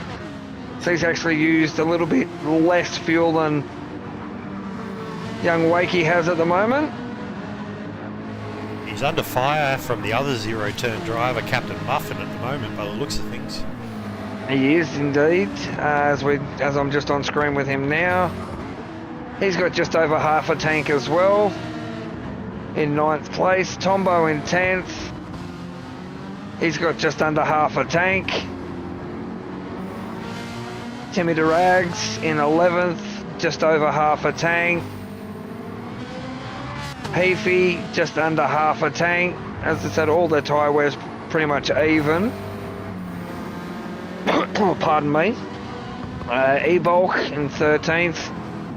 Just gone under the half a tank mark now. Slapper's also doing well in 14th on his fuel. He's got just over, well, a smidge over half a tank as well. Roger that. Thank you for that tyre and fuel update, Renegade, brought to you by APR Automotive. You are in safe hands. So, just checking in back up at the front. Jeesh, his lead has dropped down to 2.5 seconds, so young Wacky is making some inroads into that. Both of them are kind of skipping away at the moment because the gap between young Wakey and GTR is out to nearly 3 seconds. In fact, it is 3 seconds. Whereas there is half a second gap between GTR and the BSR brigade of Goaty and Foss, who is also bringing Apex Humper with them. So if GTR's not careful, he's going to have 2 angry Volkswagens and a Peugeot. 2 angry Porsches. No, actually no, I meant what I said. 2 angry Volkswagens and a Peugeot. Well, actually no, sorry. 3 angry Volkswagens because Apex Humper is in the zero-turn VAG mobile as well, so they're all in Porsches. Yes, very, very fancy Beetles as far as I'm concerned. Very fancy. Very fancy Beetles. So we got Scooter in P7, who's actually... Oh, Wakey's picked up a 1 second penalty somewhere. Oh, hello. That's going to hurt. There's going to be That's going to bring GTR right into it. If not, he's going to lose the spot or two. He's only a young fella, young Wakey, but I reckon there would be a lot of inappropriate words coming across the Kraken team communications right now, and I don't blame him, because I would be slightly annoyed as well. Hopefully old Wakey can calm him down. That's possible. By the way, good evening, Mr. Old Wakey. If you're tuning into the stream, we do miss your presence here on the Sector 1 grid, so it'd be nice to have you back if you could find the time to rejoin the grid. If not, please continue to lend your support to the young fella here, because he is doing an absolutely cracking badumtish job here tonight and over the last couple of seasons. So he is going to serve that 1 second penalty, and he is 1.8 seconds over GTR, so certainly following in Dad's footsteps with his pace.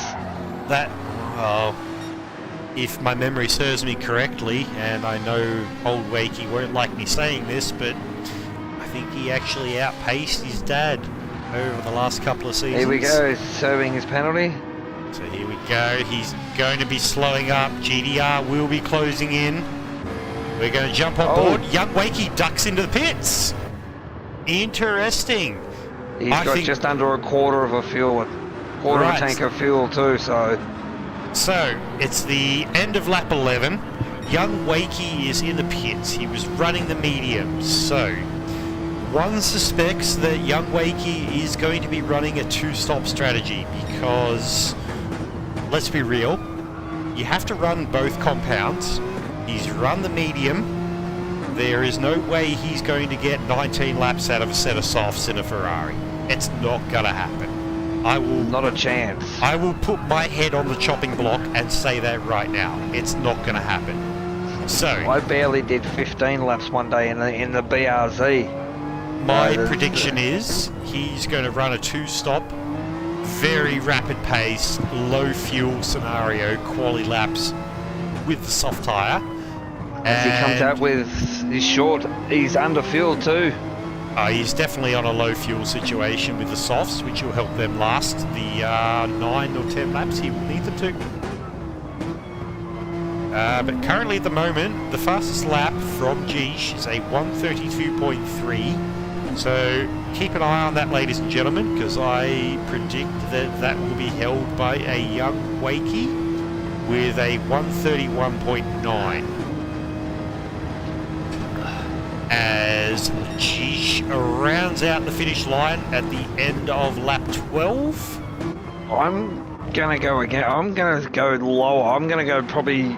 I reckon he'll hit a low 30 or a high 30 and low 31. There's a cheeky battle pack right here. Mountain Goat has made his way past GTR. In true to form, I am absolutely brilliant at missing overtakes. Ladies and gentlemen watching, I am sincerely sorry. I am very, very terrible at this. Mr. Diswood says 1943 would like a talk with me. Good Doctor chimes in with Berlin to Warsaw in one tank. Yep, that was a Volkswagen advertising commercial way back in the early 2000s, if my memory serves me correct. I don't recall that one, to be honest.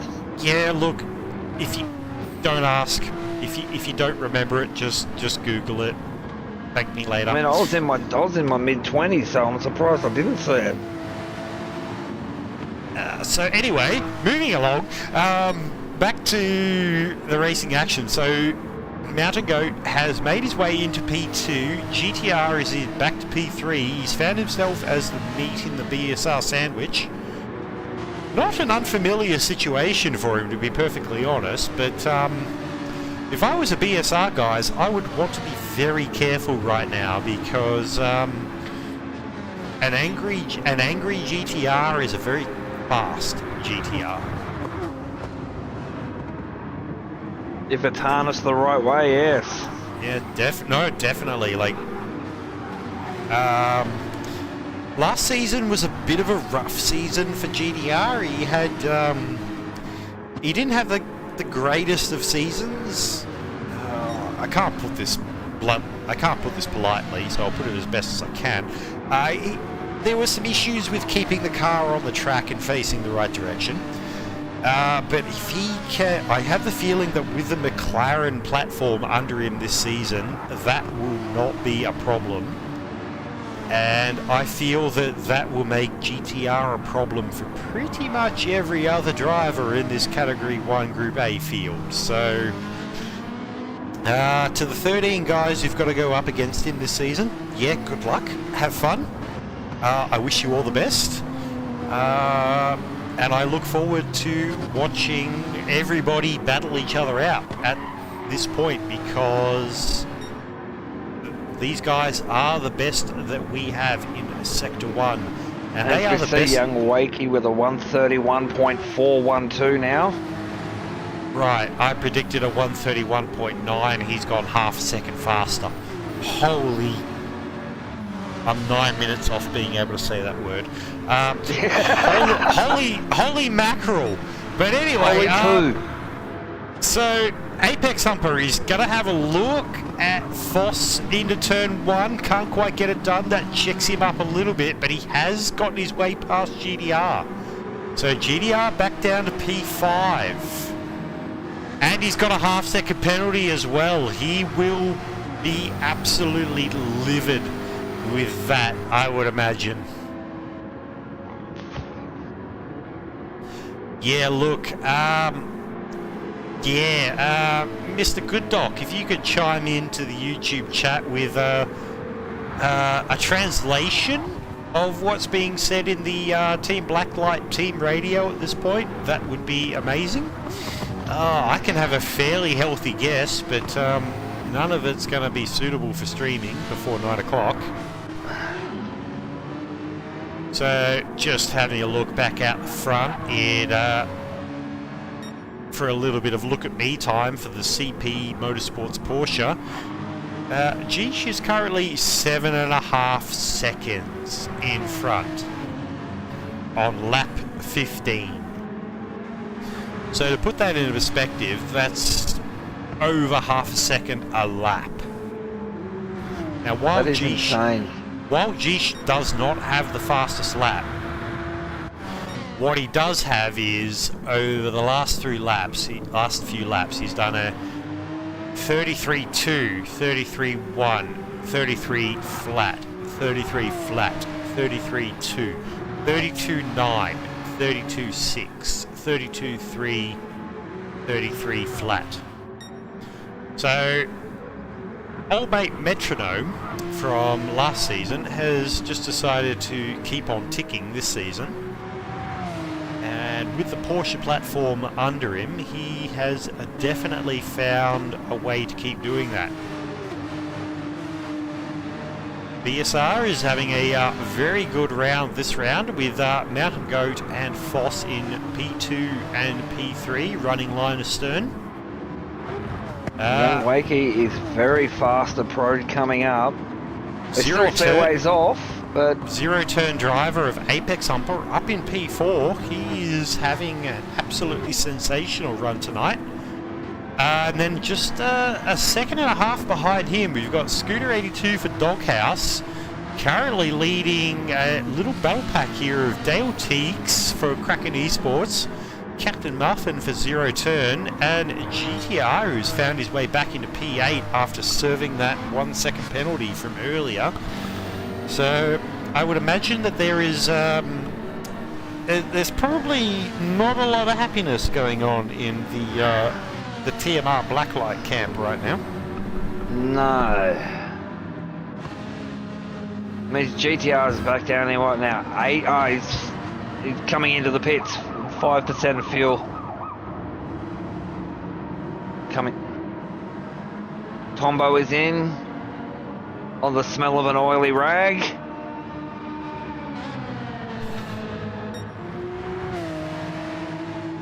Checking in on the team radio, according to the good doc. Apparently, GDR is fighting with one hand tied behind his lap here.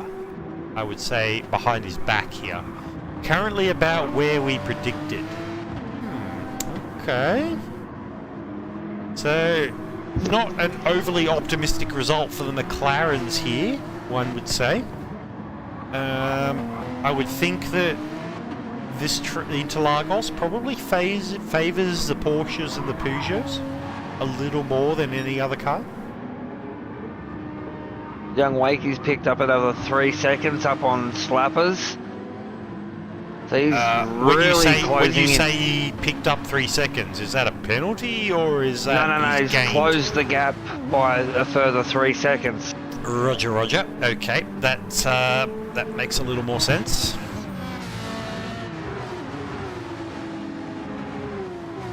Apex Humper is fairly clear in P4, but Scooter and Dale Teagues are still... Oh, Scooter's into the pits, end of lap 17. He's going to ditch those medium tyres. He's got 2% left in the tank. Speaking of the pits, I've got to go take a little nature call myself. Right, more information than we needed here, ladies and gentlemen, but that's okay.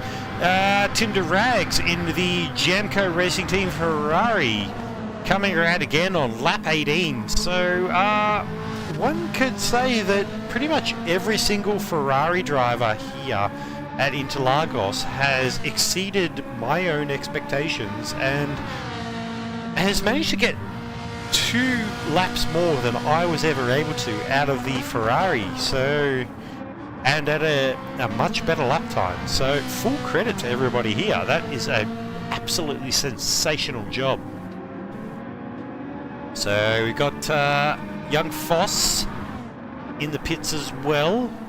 Slapper's mate up into P6. He's been running a bit lower on the grid tonight. I don't think he's pitted at this point, so we'll give him a little bit of TV time in that absolutely beautiful Bacchus Brewery Company livery for the Datsun Racing Team. I am a big fan of the gold and black. I'm also a big fan of the Bacchus Brewery beers, but that is a different story altogether, as we have a Jeesh coming into the pits on the smell of an oily rag at the end of lap 17, at lap 18. Mountain Goat inherits the race lead as he comes around on lap 19. Now, he will be in very soon too. I was going to say the the GT7 telemetry tells me that he has pitted 3 times in the last 7 laps, but judging by his lap times, I am guessing that that is a very false scenario. Yeah, I'm saying the same thing too. Like, right? Yeah, cool. okay. So it's GT7 doing GT7 things. Thank you, Polyphony Digital. We love you. You are the best. Cough. And moving on. So Slapper's in P2. We will a provisional P2.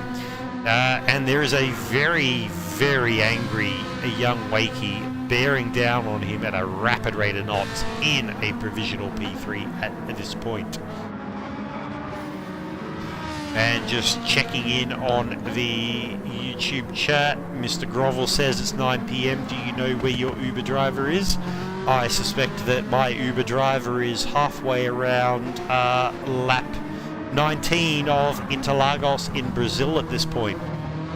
I will let you decide who my Uber driver is, but young Wakey is definitely wanting to get past Slappers as our race leader Mountain Goat comes into the pits on a 1% left. Young Wakey has managed to get the move a run and done over Slappers. Goat is now in the pits.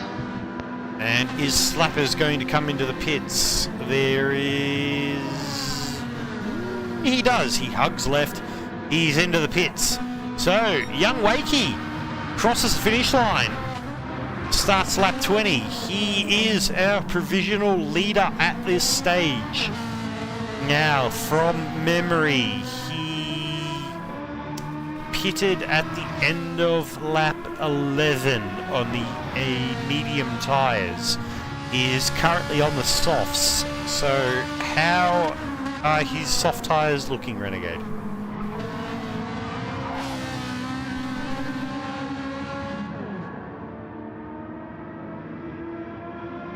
Sorry, I didn't realise I had muted bumped my mic to a mute position there. His how fuel is the light is condition? flashing. No, how are the condition? Well, okay, that's one thing. How is the condition of young Wakey's, I presume, soft tyres? His right-hand tyres are being very second-hand, and Right, so the left ones are not he's- far behind. He's on the racing soft, his right-hand tyres are pretty much cooked, and he's almost out of fuel. So I dare say Which- he will be in this lap. Which kind of checks because we are on lap 20. So if you're running a two-stop strategy, pitting at the end of lap 20 does make sense, and he is hugging the left-hand side, coming down to the main straight. He is into Here the he pits. goes.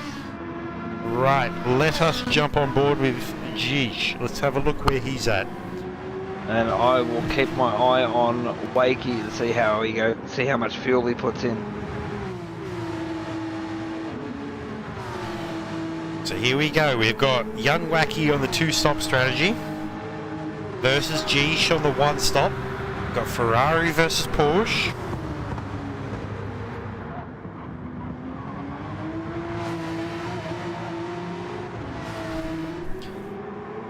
Jish comes through the center S's. He's gotten that done very nicely. Mountain Goat, currently P2. Foss P3. Apex Humper. And the zero-turn Porsche. He's on the one-stop as well. P4. Scooter 82, Mr. Scooter McGavin. Doing his personal best lap through Sector 1. He's in P5. Wakey exiting the pits. GDR in P6 at this point. In front of Slappers by the looks of it. Oh no. Comes out behind Slappers and Heafy.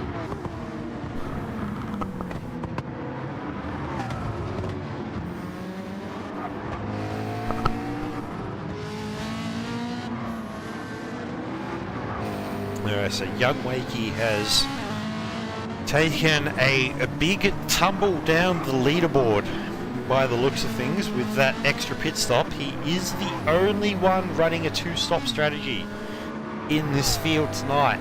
So, how is that going to affect his race outcome? Has he been able to set the lap times necessary to offset that extra pit stop he needed to make? Or did he use too much fuel in that last stint? Well, he did short fuel in his first pit stop, so he was always going to be on the back foot. Oh, as as he goes to he's- move up the side, moves up the side Heafy. Onto the main straight. He's got that move done on Heafy. I think Heafy just kind of wants his slipstream right now. Not going to press the issue. Or does he? Bang. No, he doesn't. And being on fresh soft tyres, Wakey will want to get these moves He will done as definitely want to quickly get as past. possible.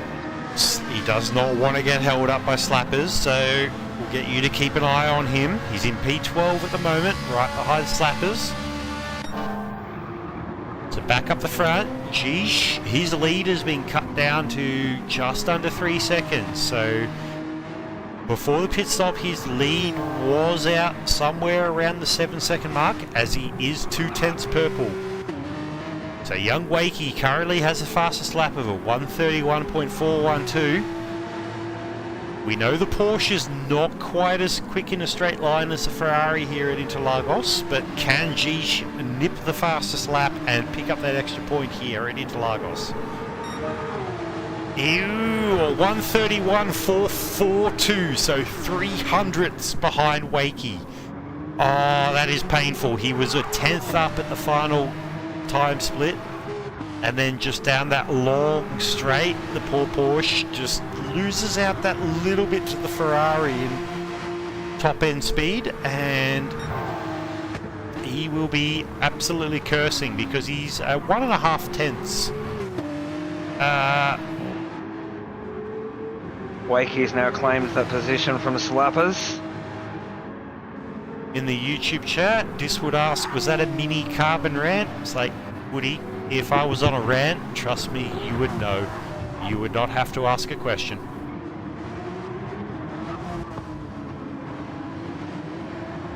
Geesh has put that lead back up to 3.1 seconds over the BSR boys of GOAT, who's in P2.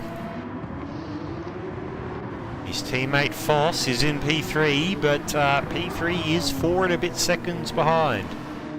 And there is a little bit of daylight of 3.5 seconds back to Apex Umper. He's got 1.8 seconds back to Scooter McGavin in P5, who's putting in a seriously solid result here tonight for Doghouse Motorsport. I think Doghouse have definitely recruited well this season with Scooter McGavin. Young Wakey is really checked out from Slappers. He's gapped him by almost 1.5 seconds, and in the process, not even completing lap 23 yet, and he's already taken more than a second, almost 1.5 seconds out of the gap between himself and Timmy Durags, just one lap. So he's on a flyer. While Scooter hasn't managed to finish on the podium so far this season, finishing as high up as he has is definitely scoring good points for Doghouse. GDR's back in P6, so not a terrible position, but probably not as high as he would like to be in the finishing order. Dale Teagues, P7 for Kraken Esports. He is just pumping out solid laps, to be honest, tonight. Captain Muffin has actually been relatively quiet this evening. He hasn't been attracting attention like I thought he would. He's chugging around, putting in fairly consistent laps in P8. He is outperforming Tombo in P9, who has the Jamco Racing Ferrari of Tim Durags for company. And they will have another Ferrari for company in the form of Young Wacky, who, well, he's in P11 at the moment, and we're coming up to the end of lap 24, so I can't help but get the feeling that the two-stop strategy might have been too much of a handicap for the young fella to overcome tonight. He's pulled in 3 seconds. Closed the gap by 3 seconds in 2 laps. But he is still 34 seconds off the lead. This is true. With 6 laps to go in the race. I think the two-stop was possibly a bad decision. Having done that last week myself, I can confirm it's a bad idea. Although Young Wacky given the fact that everyone else is also on the... Young Wacky is a lot more talented than me, so he's probably got a better chance of making it work than I do. If he can't make it work, then... yeah. Look. Everyone's tyres in front of him are looking, apart from Dale Teagues, everyone's tyres in front of him are looking very second-hand. Or starting to. So this isn't the end. I don't think this is the end for Young Wakey yet.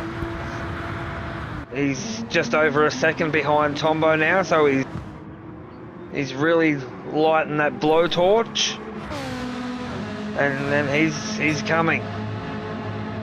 So it's a little bit of daylight up the front. We've got 3.5 seconds between him and Goaty.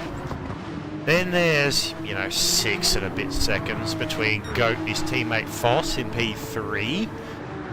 3 seconds back to Apex Humper in P4, which, to be honest, that's a bloody brilliant result for him tonight. I would if I was Mr. Diswood, his team owner at Zero Turn, I would be very, very happy with his performance tonight. And bringing it home, you got Scooter McGavin in P5 at the moment. He's currently holding his own over GDR. The Blacklight, who is in P6, he's being chased very, very hard by Dale Teeks from Kraken Esports, P7. And then there's a very healthy 4 and a bit seconds back to Captain Muffin in P8. And you've got a rather large chasm of 12 seconds back to Tim Durags in P9. Young Wakey up to P10 now. He is. He's 1.6 seconds back from Tim Durags, but there's 4 and a bit laps to go to the finish, so I'm not sure if Young Wakey's going to get better than a P9, because the gap between Tim Durags in P9 and Captain Buffett in P8 is 11.5 seconds. And I can't help but get the feeling that Young Wakey's not going to make that up in 4 laps. I mean, the young fella's quick, and he does hold 12 seconds quick.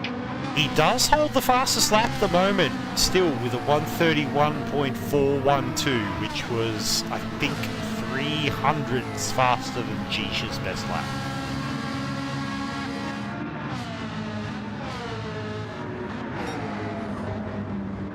Speaking of which, Jish currently has a 4.1 second lead over Mountain Goat in P2. So I think this finishing order will definitely even up the point scenario in Category 1. Based off the dominant performance from GTR in round 1 at Watkins Glen. I think this will be a very tight top 4/top 5 scenario in the points going into round 3. The top 4 all being Porsches as well at this stage. Just checking with the YouTube chat. Artsy says, no alternate strategy from Muffin, disappointing. I concur. I really wanted to see the alternate 2-stop, 3-stop from Muffin here tonight, but he appears to be going very conventional, and he's in P8 at the moment. He's 4.4 seconds behind GDR, who's dropped back down to P7. He's lost out to Dale Teeks just recently in a very recent form of mine of missing the overtakes from Dale Teeks. So he's obviously got that done, I would say, at the centre S's at turn 1, turn 2. Timmy Durags under fire from Young Wakey. For 9th. Oh, there we go. Young Wakey into the top 10. He does have better tyres than the guys in front of him. So Tim Durags is going to be going defensive at every single opportunity, but one can't help but suspect that Young Wakey will get the better run out of the final turn onto that long straight here at Interlagos, and will just have the dominant run into the turn 1 braking zone. As we see here, he is sitting in the slipstream.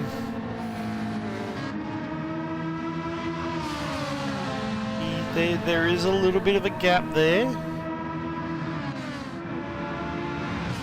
Will he get it done under brakes into turn 1?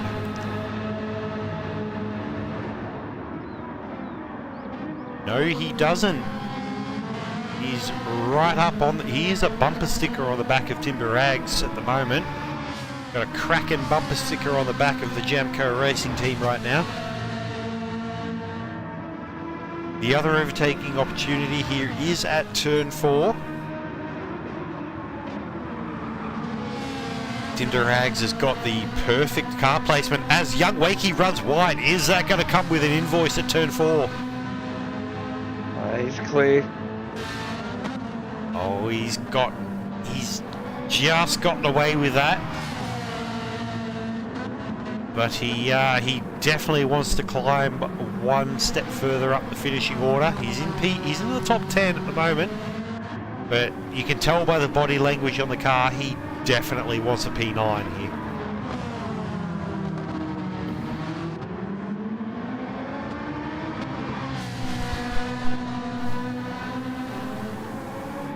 Tombo's got a half-second penalty with Slappers right behind him.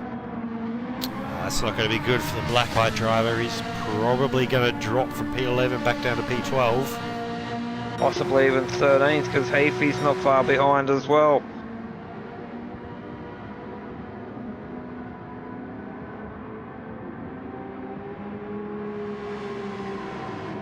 So we're on to our final lap here. Lap 30 of 30. Geesh for CP Motorsports. He is 4 seconds to the goods over Mountain Goat. It's a look at me lap at the moment as he comes through the infield. It has been a beautifully run and amazingly well managed race here from Geesh, from the young fella. He didn't have the strongest showing in round 1, but he has definitely come out in round 2 all guns are blazing and said, yeah, look, I am not done, I am not dusted, I am still definitely a force to be reckoned with, and you shall be aware of this as he comes down the main straight to take the win here for Category 1, Group A, Round 2 at Interlagos in very convincing fashion, and it is done. Geesh is our race winner. P2 very happily, Mountain Goat for BSR. It'll be a very happy time at the BSR pit garage with a P3 from Foss. Zero Turn will be very happy with a P4 from Apex Humper. Scooter 82 for P5. Well Kraken done, Scooter. Esports. Oh crap! No, he's out of fuel! Oh, Dale Teeks is out of fuel! Captain Muffin takes P6. Dale Teeks takes P7. GTR just skips in with a P8. That'll be disastrous. Oh, there will be some screaming and some moaning. Young Wakey takes a P9. Tim Durags P10. Slappers Mate P11. Tombo P12. Heafy P13. And E-Bolt gets a little bit of look at me time as he rounds out the final turn. Comes onto the main straight to close out the grid positions for tonight in that very, very shiny Symmetry Motorsport, Symmetry Sim Sports, Symmetry Esports, yeah, the Symmetry race car, and that is a Category 1 Group A run and done. So, quick recap of our race results here tonight. Taking the win for CP Motorsports in the Porsche 911 RSR is Geesh.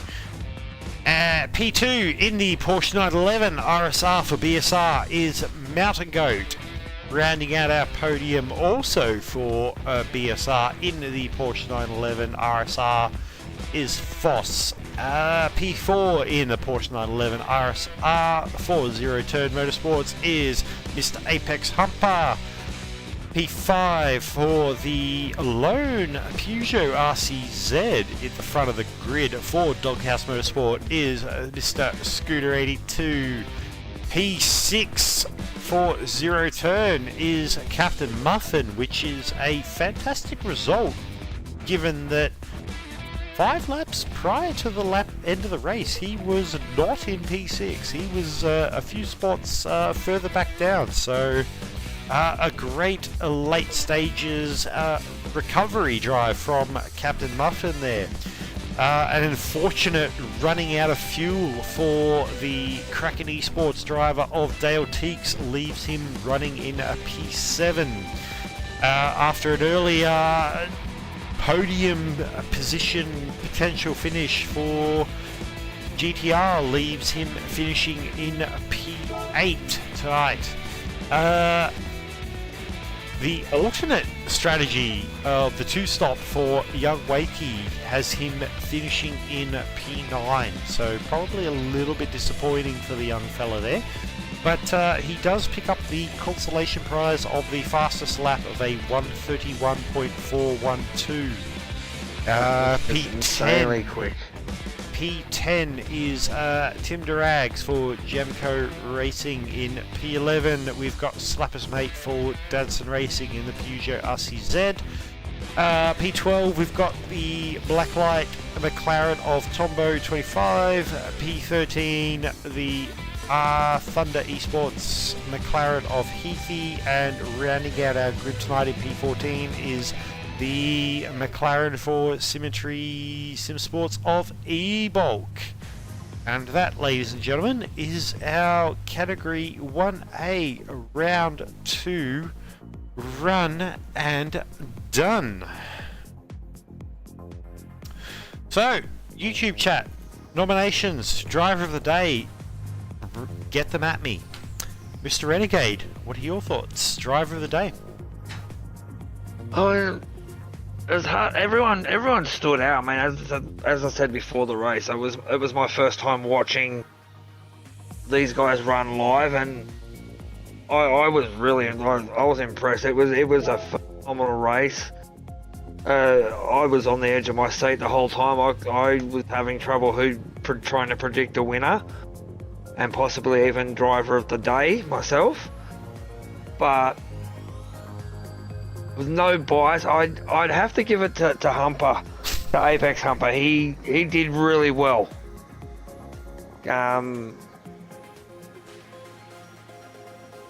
Considering I think he started a little bit further back than where he qualified as well, so to get, I think it was a 4th place. He would get my vote. So just checking in the YouTube chat, we've got a comment from Diswood as Kraken is the new Deeds. Probably a fair statement given the lack of fuel situation. We've got a nomination for Driver of the Day for Scooter from The Stranger. Hashtag no bias, because Stranger is definitely a doghouse guy. No bias from Diswood either in giving a Driver of the Day for Muffin. Greg's Driver of the Day, Apex Humper. No bias from Mr. Bumcrack giving the Driver of the Day for Wakey for the ultimate strategy. Dadson giving Scooter Driver of the Day, Grovel Driver of the Day, Scooter. Look, I've got an honourable mention and a Driver of the Day nomination. I'll give my honourable mention to Scooter for Driver of the Day. Finishing P5 in the Peugeot, he put in an absolutely solid drive, didn't put a foot wrong, did the absolute best he could, and brought it home in a P5 in, let's be honest, a race that was probably stacked against him a little bit at this track. But my Driver of the Day nomination does go to Mr. Apex Humper. Just absolutely flawless drive tonight from the zero-turn driver. Put in a sensational performance in qualifying, very solid result. Kept his nose clean, stuck to his strategy, put in a brilliant drive, and from what I saw, he was putting in very consistent lap times. So to bring home a P4 for himself and some very healthy team points in conjunction with the P6 from his teammate Captain Muffin, yeah, definitely worthwhile of a Driver of the Day nomination in my eyes. Absolutely, especially what you said about with your honourable mention. What was his name again? Sorry, memory just lost me for a second. Scooter McGavin. That's Mr. Scooter 82. in the Peugeot in 5th place. Yeah. Yes, it sometimes it is hard to pick a driver of the day. So you've just kind of got to give it to one and then throw an honourable mention out to the other, and hopefully the YouTube chat kind of bails you out. And Technically, everyone deserves an honourable mention on that track, because that was a sensational race. that I was absolutely thoroughly brilliant. impressed. I was thoroughly entertained tonight, and I hope that everybody watching on the stream tonight was also thoroughly entertained. If you were thoroughly entertained, please be sure to hit the like button on the video and the subscribe to the Sector 1 YouTube channel so you get all the notifications, etc. But we are live every Sunday evening, although I say every Sunday. We will have next week off due to it being Father's Day, so we are taking the week off. So, you know, people have lives and parents and fathers in this case. Or I believe there was a poll for that too. a lot of our drivers are also fathers themselves. So basically what I'm saying is we have next week off, but the week after that we will be back for the mini enduro race for category 2. And it is at a track that I am not a fan of, and as Australian as that sounds, it is Bathurst. So yes, I am an Australian and I absolutely hate that track. So we will be back in 2 weeks' time. Same time, same YouTube channel. And strap yourselves in, because we will be doing a mini enduro race. It will be a 10-minute qualifier, followed by a top 5 shootout, followed by a 1-hour mini endurance race. So ladies and gentlemen, I hope you're excited for it, and I hope you enjoy the time off. Thank you for joining us here tonight, and thank you, Mr. Renegade, for being our race director tonight.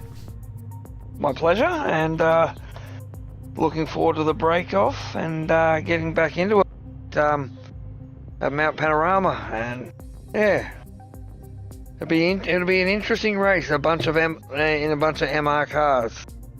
Oh yeah, mid-rear cars, Bathurst. What could possibly go wrong? Oh wait. I'll admit I'm certainly not a fan,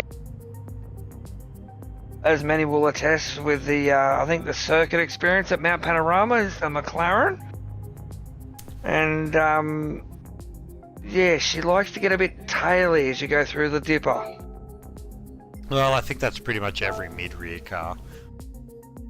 So, but bear in mind that. Thank you very much, ladies and gentlemen, for joining us tonight, and I think now is as good a time as any for us to sign off, and we shall see you in the very near future, and I hope to enjoy the pleasure of your company again.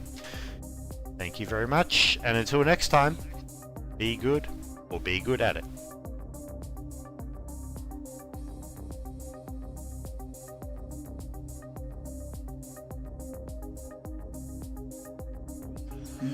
Hello everybody, welcome back to Sector 1. We are here tonight for some Category 1 racing action around all states and villages. Let's go. I wake up to a little bit of drool on my pillow, feel like it's gonna be a bad day. Yeah, I'm tired of shit, and the coffee ain't hit yet, damn, ain't that great. I don't wanna go to work, cause my boss is a jerk, and I'm not even that paid. I need a change in my life, cause I don't feel alive, and there's nothing that makes me happy. Hold my beer for a minute, I'm about to quit my job, cash in for a ticket. I'm going on a trip and I don't plan to visit. I'm gonna stay there till I feel like I'm winning all. And this is just the beginning, I need a big change, only feels like living. I need a big swing, home runs I'm hitting, and I'll never look back, moving on till I get it all. And we all got dreams, we all want things. But what you gonna do for it, how you gonna move for it, what you gonna be? And do you believe you can do anything? But what you gonna do for it? How you gonna move for it? What you gonna be?